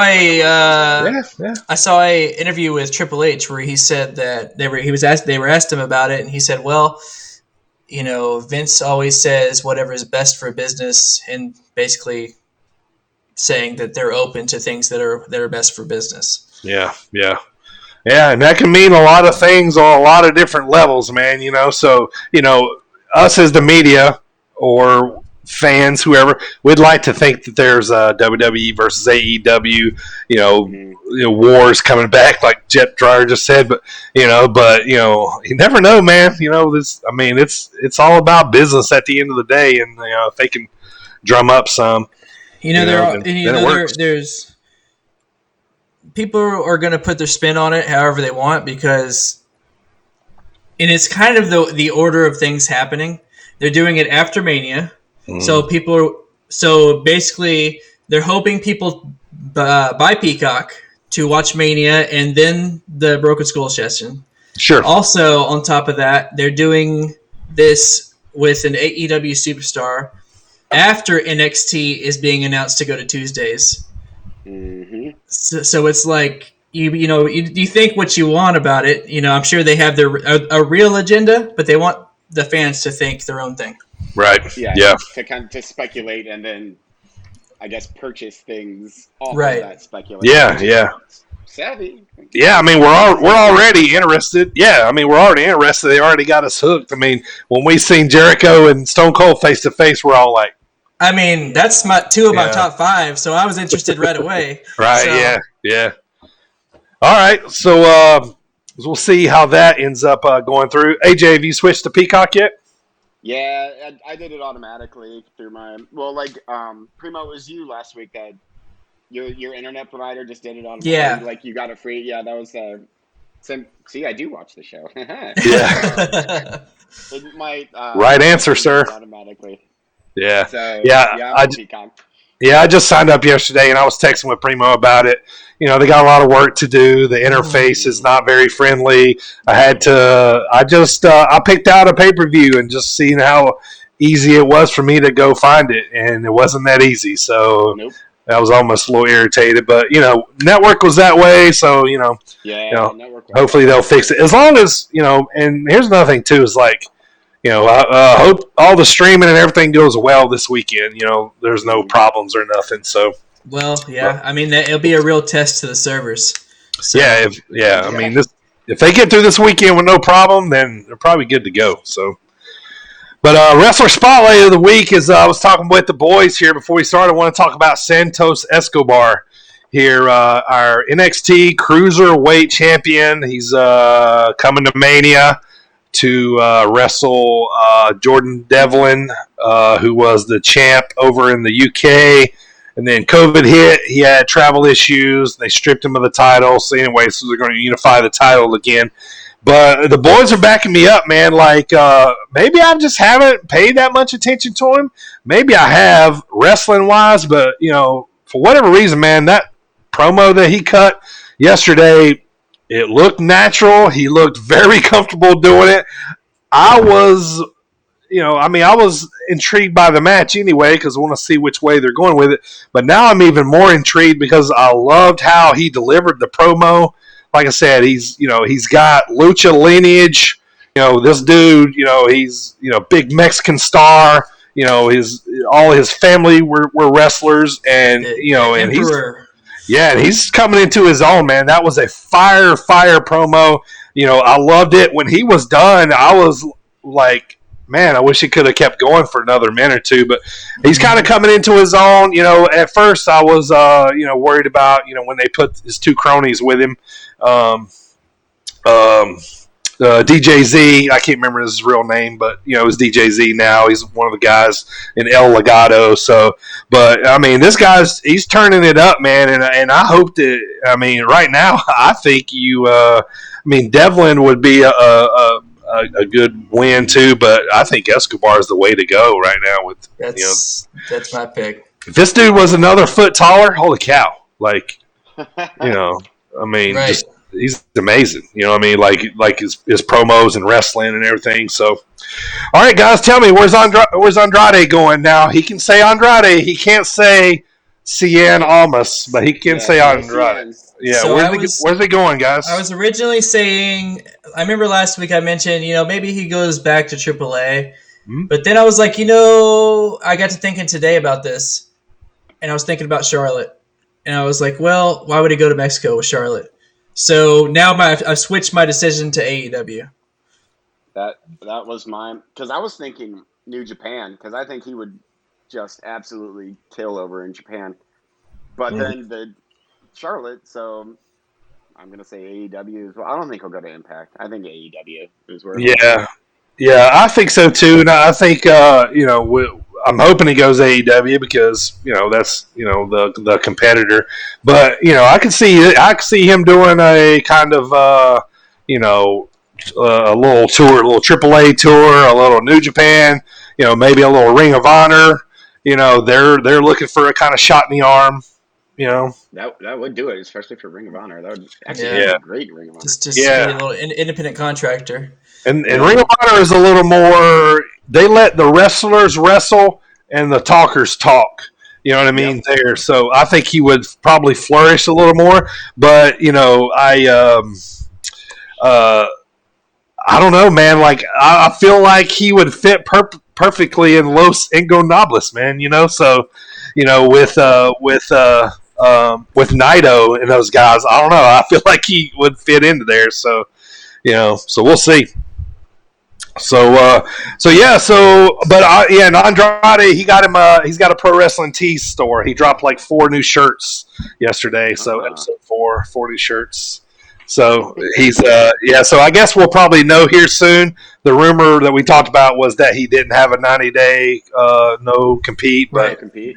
yeah. But if he didn't have that, I kind of feel like we might have already seen him, unless he's waiting for something big or You're like Lex Luger. yeah. So we'll see. So all right, guys. Now we're going to head up to. We're going to run down the Mania card here real quick, but we're going to take a quick little 1-minute break here, and I'm going to let you guys look at our Mania picks. And and then we'll come right back and talk about Mania real quick, and we'll talk about what's going on. So be right back.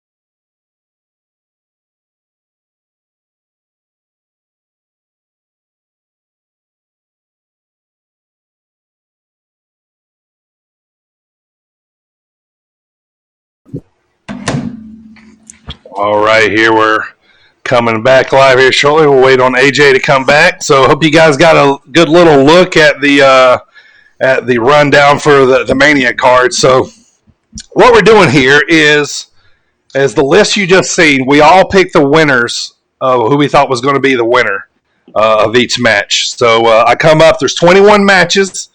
Just so you guys know, I dropped off the 2 Royal Rumble or the Rumble matches, Battle Royals, whatever. I dropped those 2 off, and Primo he let me know that I forgot about the Pete Dunne match. So the Pete Dunne match, who's Pete Dunne wrestling? I forget. Oh shoot. Anyway, we'll come back to it. Yeah, what's going on, man? I can't remember. But I know that I had him winning. yeah. So that match wasn't on there. So next week, what we're going to do is we're going to come back here on our show after Mania. Whoever got the most matches right is going to be our pay-per-view King champion. Now, I have a trophy for that winner. I'm going to unveil next week to whoever ends up winning.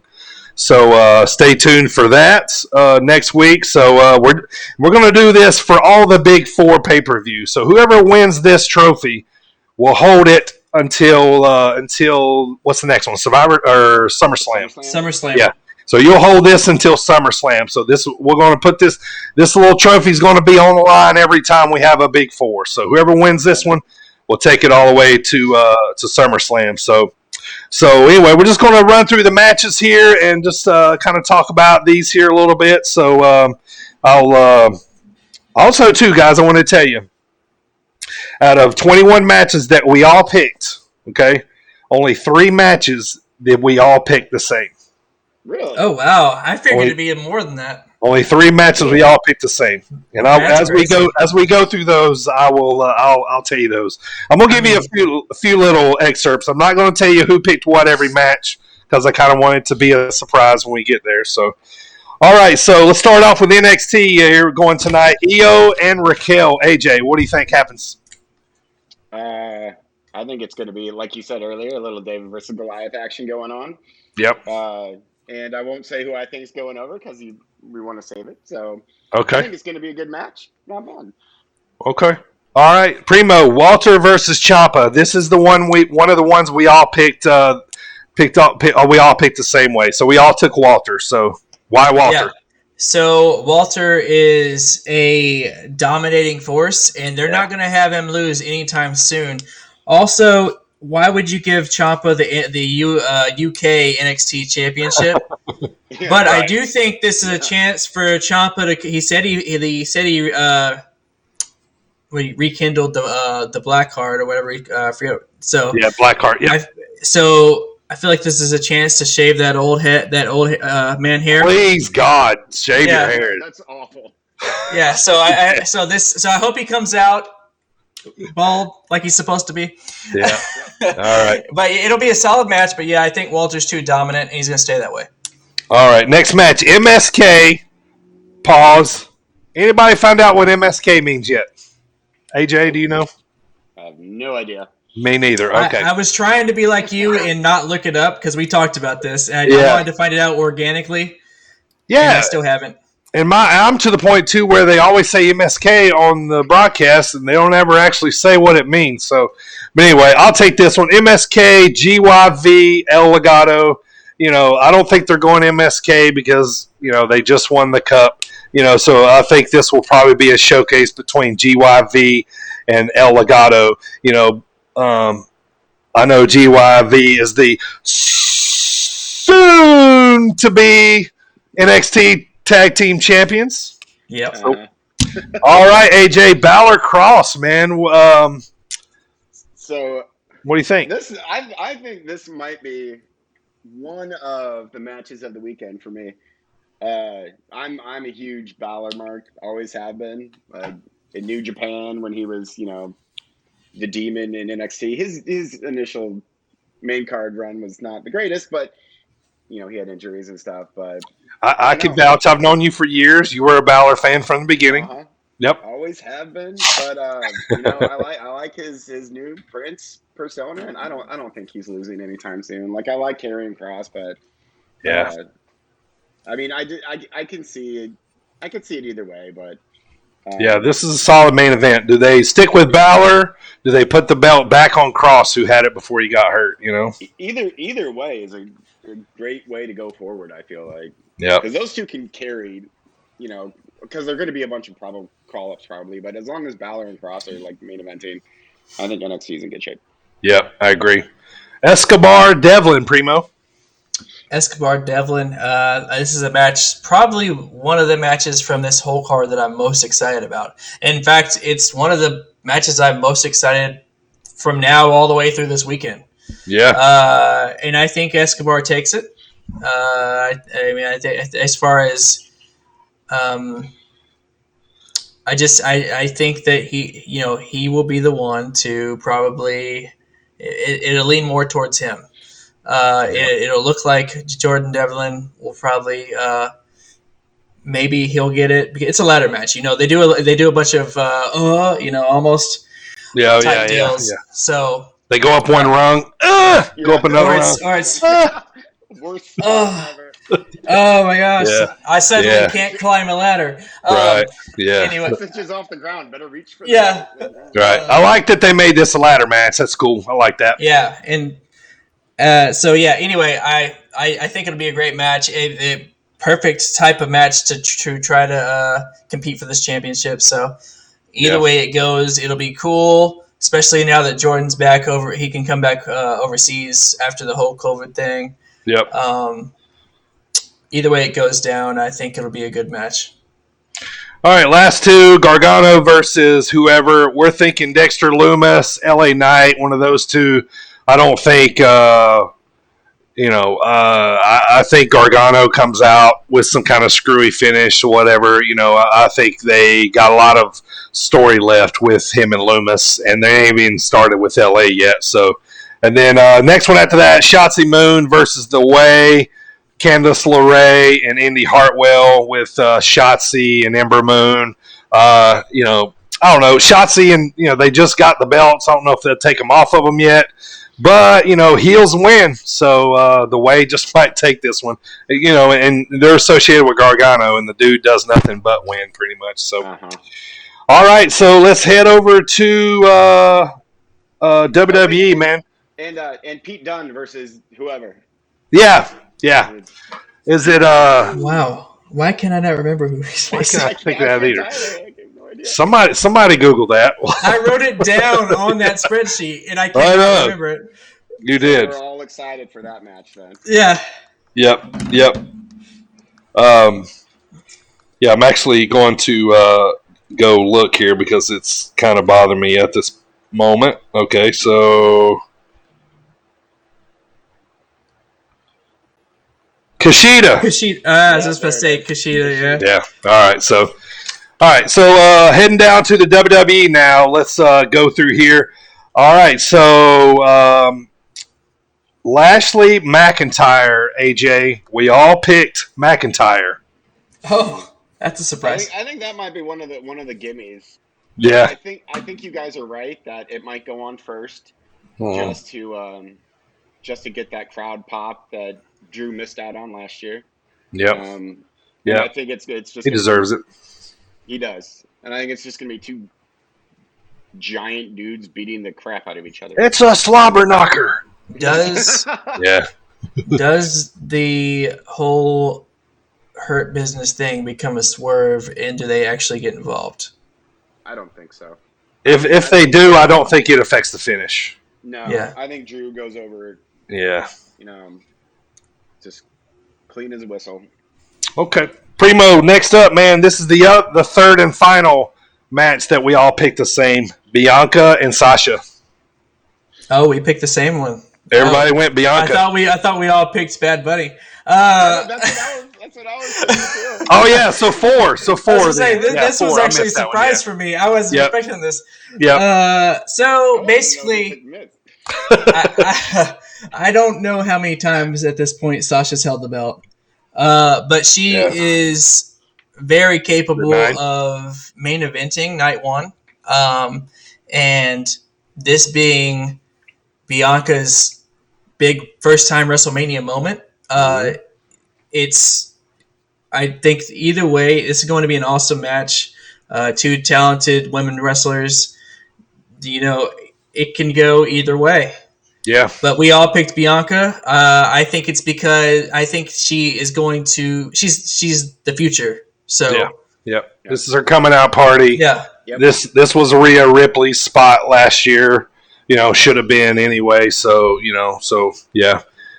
All right. So next one, Bad Bunny Miz. They just made it a tag team match. We all went Bad Bunny. So all right. So I'll take Cesaro and Rollins. I think this one sneakily might be one of the better matches. I think they're going to put on a show. It's going to be a banger at points, and it's going to be a finesse match at points. So, Yep. they're going to get all their stuff in. We went 2-2. Two of us went Cesaro. Two of us went Rollins. So, all right, AJ, how about the New Day and AJ and Almost?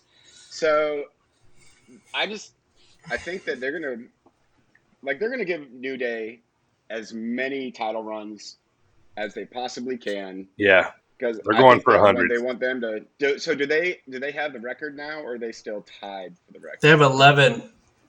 And the Hardys had 10. Is that right? Or not the Hardys? I'm not. The Dudley's had. Dudleys. I don't know Well- how many they had, but I think they have. They count all of the promotions, so it's like Yeah. They're right there. If they're like one off, or they're right close, there. very Yep, close. Yep. I think that WWE wants the New Day to be the tag team Cena, basically. Yeah. I think they want to give him as many titles as possible. And Yeah. I think AJ will have anytime he has a belt on him, he's great. It doesn't matter what belt it is. Like, as long as there's a belt on AJ, he's fantastic. And Zeus Jr. over there, I don't know what role he's going to play in the match. I seriously think they're just going to try and knock him down and. Yeah. They do the Great Khali chop. I hope this is what I want to see. I want to see AJ do the flying elbow, right, where he jumps over, but he lands on Almost's shoulders, and then jumps off his shoulders with the flying forearm. That would be pretty cool. He could easily do that spot. Yeah. Hop up on the rope. Yeah. So there's another match we took 2-2. All right, Primo, Shano and Braun. Actually, I goofed up again. We all took Braun. We all took Braun? We all took Braun. I did this very fast, by the way. So, yeah, so we all took Braun. I think we probably know what we think will happen. What do you think? Yeah, so it's, the whole thing is Braun being bullied. Number one, WWE has the anti-bullying campaign. So they're not, that's one reason why Braun should win. Also, Shane, what does Shane got to have to gain for winning? Nothing. So he's just going to get his spot in, and exactly. So he's gonna shine Braun up real good. Let him get his spots in. Let him get his hands on him inside that cage. It's gonna look like Braun's in trouble at some point, but Braun. Yeah, Braun will pull it off. You're still stupid. Yeah. I think once he gets his big old paws, once Shane ends up getting these hands, then he'll take the win. All right. Next up, the main event for Sunday night: Roman versus Edge versus DB. Now, nobody picked Daniel Bryan. We went 2-2 the rest of the way, so I think this will probably be the longest match of the weekend. I won't say who I think will win, but I think this will be a showcase of of elevating Roman, letting Edge kind of complete his comeback from the neck surgery. Bryan's there for filler and to and to make the match exciting. Take some bumps off of Edge. What do you guys think, briefly? I think that this will be probably Mania highlight. Like, I think this will be match of entire Mania, just because all three can go. Mm-hmm. I used to, how much I used to despise Roman, but he's a better heel. Works. Yeah, just works. Like, all three of them can go and will go, and they'll put on a fantastic match, I think. And the fact that you have one heel, one kind of cool heel, and one kind of edgy babyface, I think the dynamic's going to work really, really well, and I think it's going to be a fantastic match. Me too, man. I'm looking forward to this one. I'll be glued to my recliner when the entrance music hits for these guys, man. This is going to be good, man. It's going to be good. I'm looking forward to some goosebumps. What do you think, Primo? Yep. So, do you think that Roman and Edge... So, you think Roman spares Edge and Edge spears Roman, or they both spear Daniel Bryan? They're all going to hand out spears to each other, at least 2 or 3, I think. Yeah. Daniel Bryan, he's going to get the crossface on both of them at some point, So, I think there's going to be a lot of false finishes, a lot of near, maybe even a tap out by Roman from Daniel Bryan when those not seen. Yeah, and Daniel Edge was distracting the ref again or something. Yeah. And then so Daniel's got something to hang his hat on come Monday. He's like you tapped. Oh, yeah. Speaking of Monday, I know this is the final match. So speaking of Monday, I do have a question. Are they done with the Thunderdome, or are there going to be fans on Monday? Yeah, I was also wondering that. Are they? As far as I've read and heard, they are putting together a touring schedule that they're supposed to be starting. But I haven't heard anything about fans at Thunderdome. I mean, it might be wrong. I mean, this is the Monday Raw after, so if they're going to do it, if not, yeah, and they're outdoors in Tampa.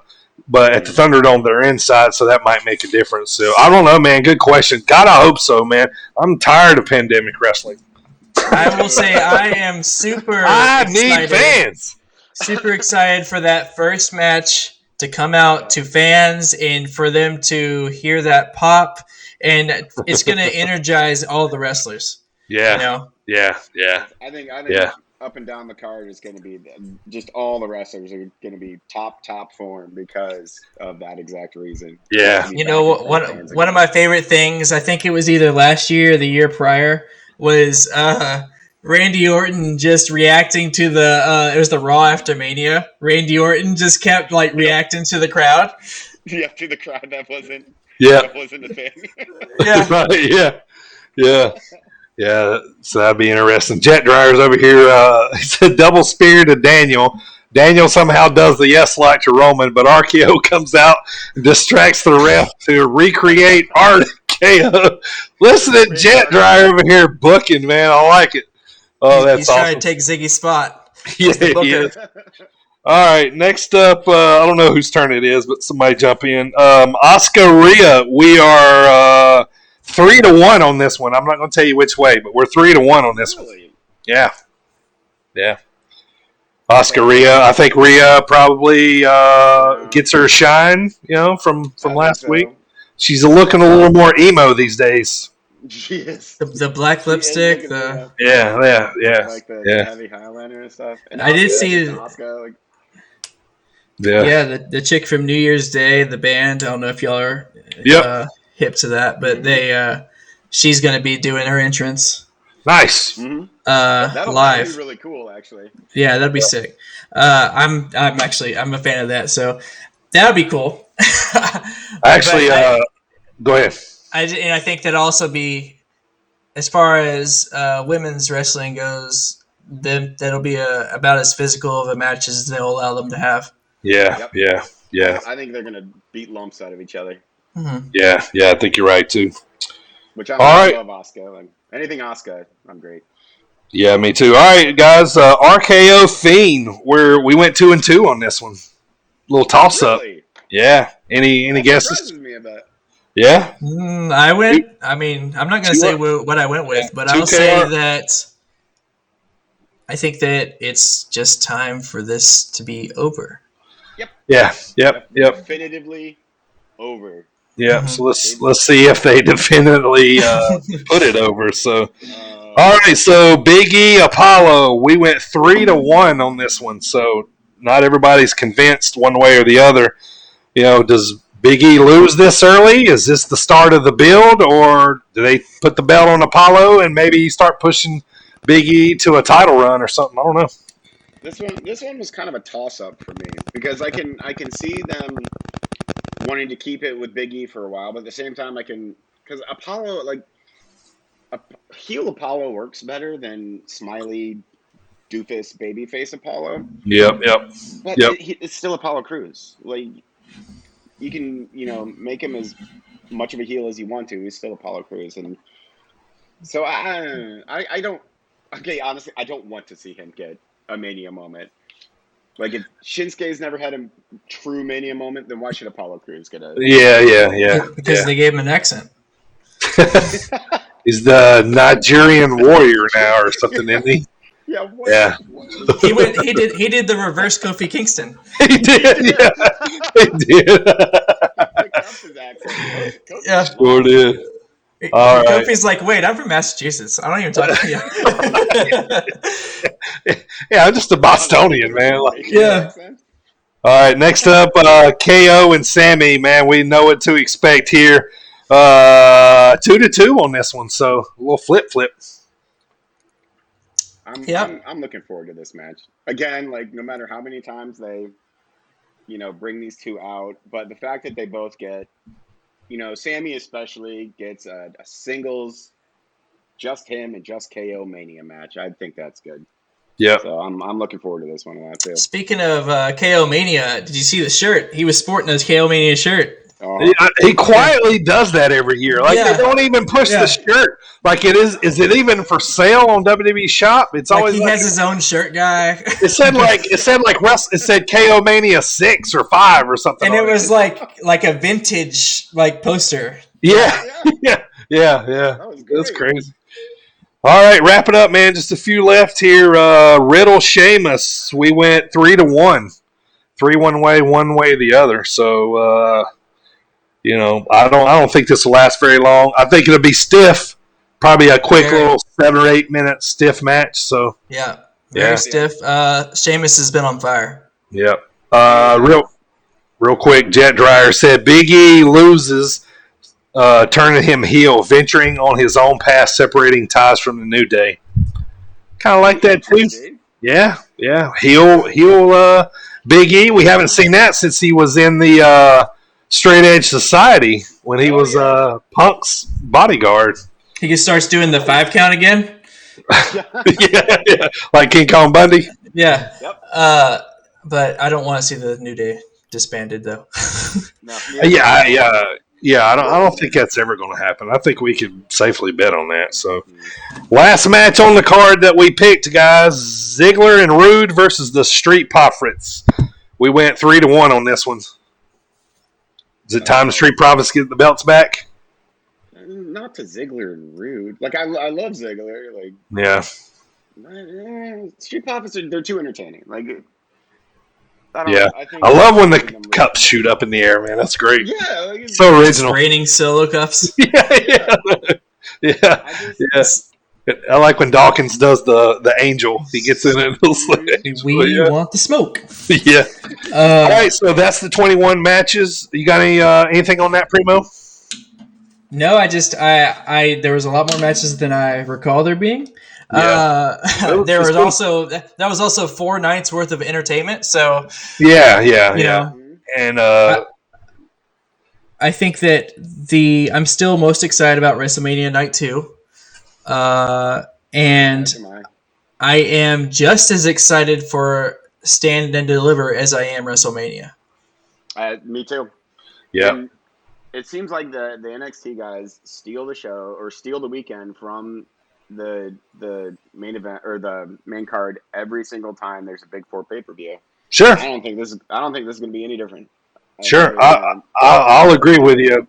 Point and story here. Me and Ziggy went to Survivor Series last year or the year before last, and as good as that was, the whole Roman, Keith Lee, face off, the Survivor Series, like that whole Survivor Series, like it was good. But we left there talking about Cole and Ciampa from Saturday night at TakeOver, man. Like, and KO was a surprise. Dakota Kai turned on the girl from Wales in the cage. Y'all remember from watching it, but I mean, it always seems like that, man. It always seems like these guys are, just hungry and want to put on a show. And that was the War Game surprise with KO. War Game surprise. Yep, that was it. Yep. Yeah, it was very, very good. So those are the 21 matches. I had the guys for a tiebreaker. We picked how long the Bianca-Sasha match would last. I'm not going to tell you times, but I will say this.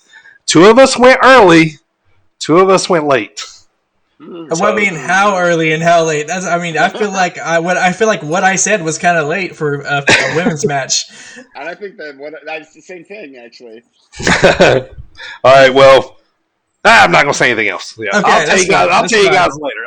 Leave us in suspense. That's good. Hey, Rob, we are just finishing up talking, man. Then we're all going to be watching NXT, so we're just covering what has happened here. So no spoilers if anything has happened. So here we go, heading on down the line, man. Right now, AJ, who's your favorite champion in wrestling? I hate that I'm going to say this so much. Okay. Roman Reigns. Okay. He's heel Roman. Like, Eric, I think I texted you this a long time ago. Like right when they turned Roman heel and he was just tearing every show down. And I sent you a message. I'm like, you mean we could have had heel Roman for the past, 6 years and we didn't? Like, I got angry about it because he's killing it. He's just fantastic. Yeah. So, Roman Reigns, favorite champion. Last week I said it was between Riddle and Darby. This week it's definitively Darby. Really? Yeah, I think I just don't. First of all, I like Roman Reigns as a champion. I don't care for the Universal Championship itself. I never have. Okay. Yeah, that's a good point. But I do. I like Darby Allin. I like what he's doing right now. It's just I like mid card championships. Yeah. Like 2 weeks ago I said Big E. But right now it's Darby. He's starting this feud with Money Matt, Yeah. So that'll be interesting. I'm still going to stay, with Omega. I've been there. I'm going to stick with him right now, and this might change after Mania. But I love him the whole relationship with New Japan, and they're working with Impact. All these guys are getting on everybody's shows, and I think Omega has a lot to do with that. Him as champ means a lot of different avenues they can take. He's becoming a belt collector. Yeah, he is. And I love it, man. They're slowly, like he's already getting back into the cleaner, the from New Japan, but I think he's going to start really laying into it here shortly. He's still got to get the toothpick in the mouth. Yeah. Yep. Bang! It's a knockoff of the Terminator, but it's the cleaner. So right. Yeah, so I'm gonna stick with him. So, all right, guys, we're getting close to the end of the show here, man. Let's talk about what we like about wrestling right now and what we don't. Primo. We've mentioned this a few times over the past couple of weeks. I am super excited about fans live in attendance, WrestleMania. Yeah. It's that time of year. I'm also just happy about WrestleMania season. Everything in wrestling right now is exciting. Yeah, I love it. This is our week, man. This is our week. Exactly. So that's my thumbs up is the excitement of WrestleMania season and the getting to experience live fans again. Absolutely, totally agree. AJ, I'm actually going to 100% agree because. You go back to like Mania season last year, and there was no Mania season last year. Yeah, so sad. It's like, it really was, and it was like in Mania last year, it was a good show, but it didn't have any impact whatsoever. But this year, the fans are back, and it seems that like there's more excitement surrounding this Mania season than there has been in years. Yeah, and so I'm super super excited about that. Yeah, and, I don't know, like it's just going to be just nice. It'll be nice to be a wrestling fan again and have, crowd pops and like you never realize how much that impacts like your experience with it until it's gone. And then right, exactly. It's just weird. You never realized you took fans for granted until they weren't there.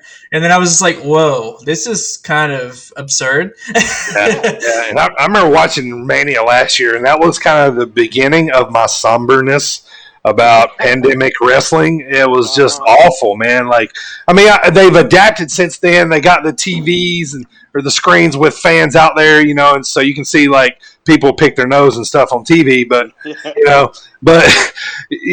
and they've adapted since to it, but it was just, that was a start. So yeah, I'm going to add on to that. And, I've been down on pandemic wrestling since the beginning, but yes, man, finally some fans, some excitement. I feel like we're redoing last year and putting this year kind of together. And like, to me, that kind of shows with them breaking it down into 2 days. It's like, okay, we missed last season. Let's really do it, or last year. Let's really do it up this year. Break it down into 2 nights. We can have more matches. Everybody can be showcased more, wrestle in front of live fans. So, I think we're all in agreement on that, man, for sure.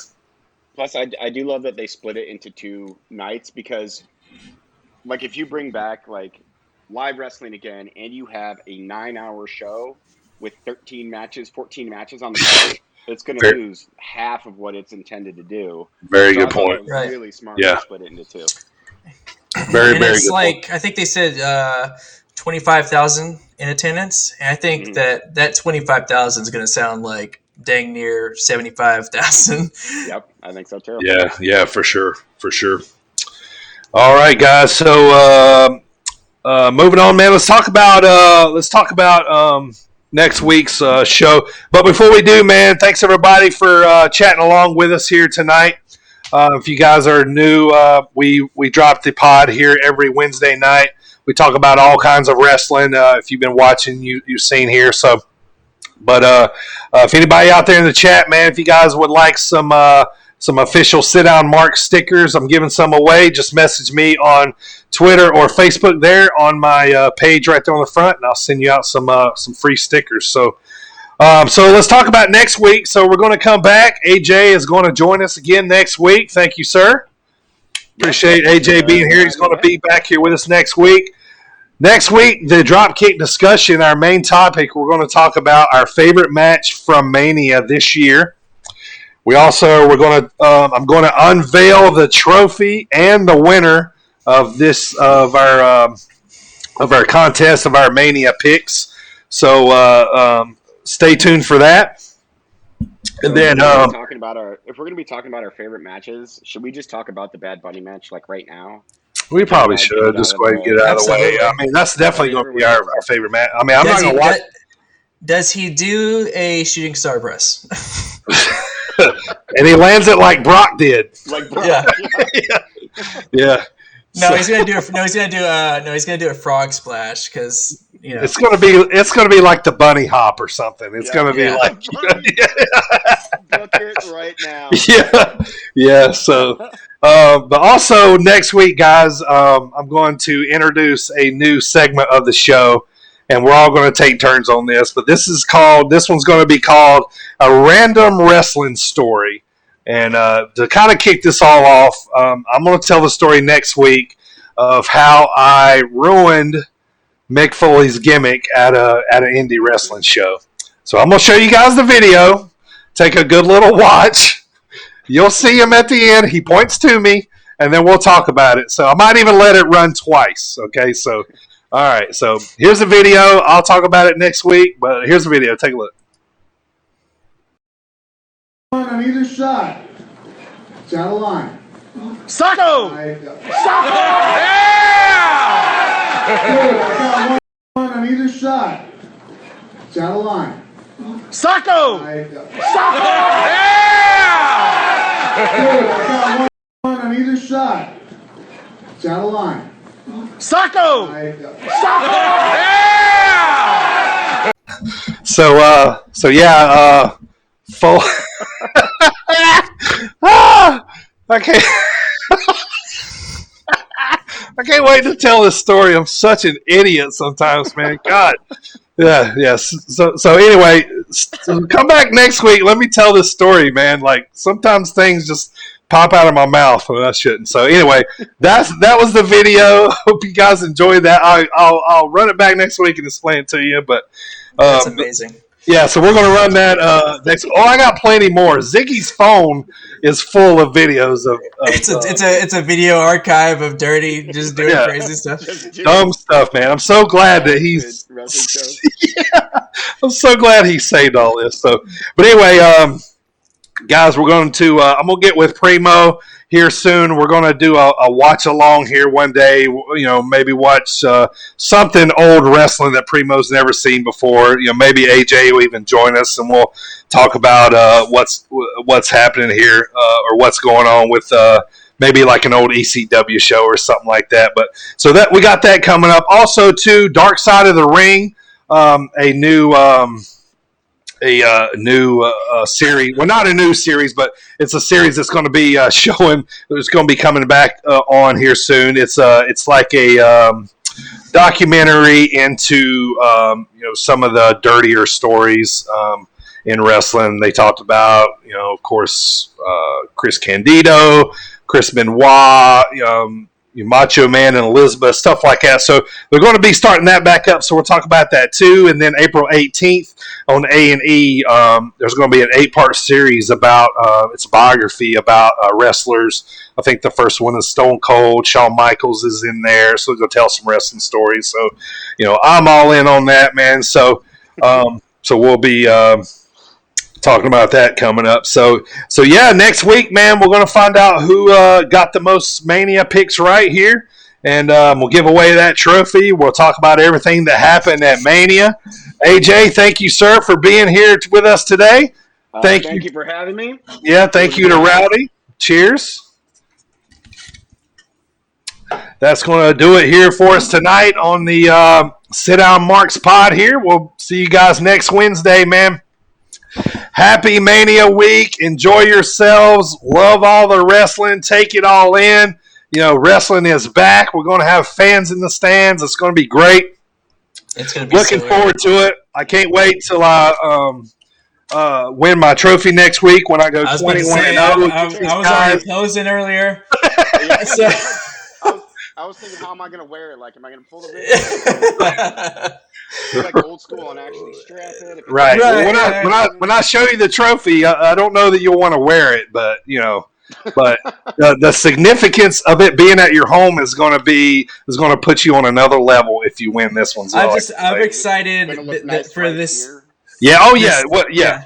The It's a same time conversation. next week is going to be exciting. So Yeah. It's going to be a conversation piece. All your friends and family are going to come into your home, and that's the first thing they're going to notice and ask you, like, where did you win that? So, but anyway, guys, thank y'all for tuning in. I'm the Dirty Bird. That guy down there, that's AJ. That guy over there is Primo. Hopefully, we'll have Ziggy back with us next week for the post show. If he don't show up, he's not eligible to win. That's all I got to say.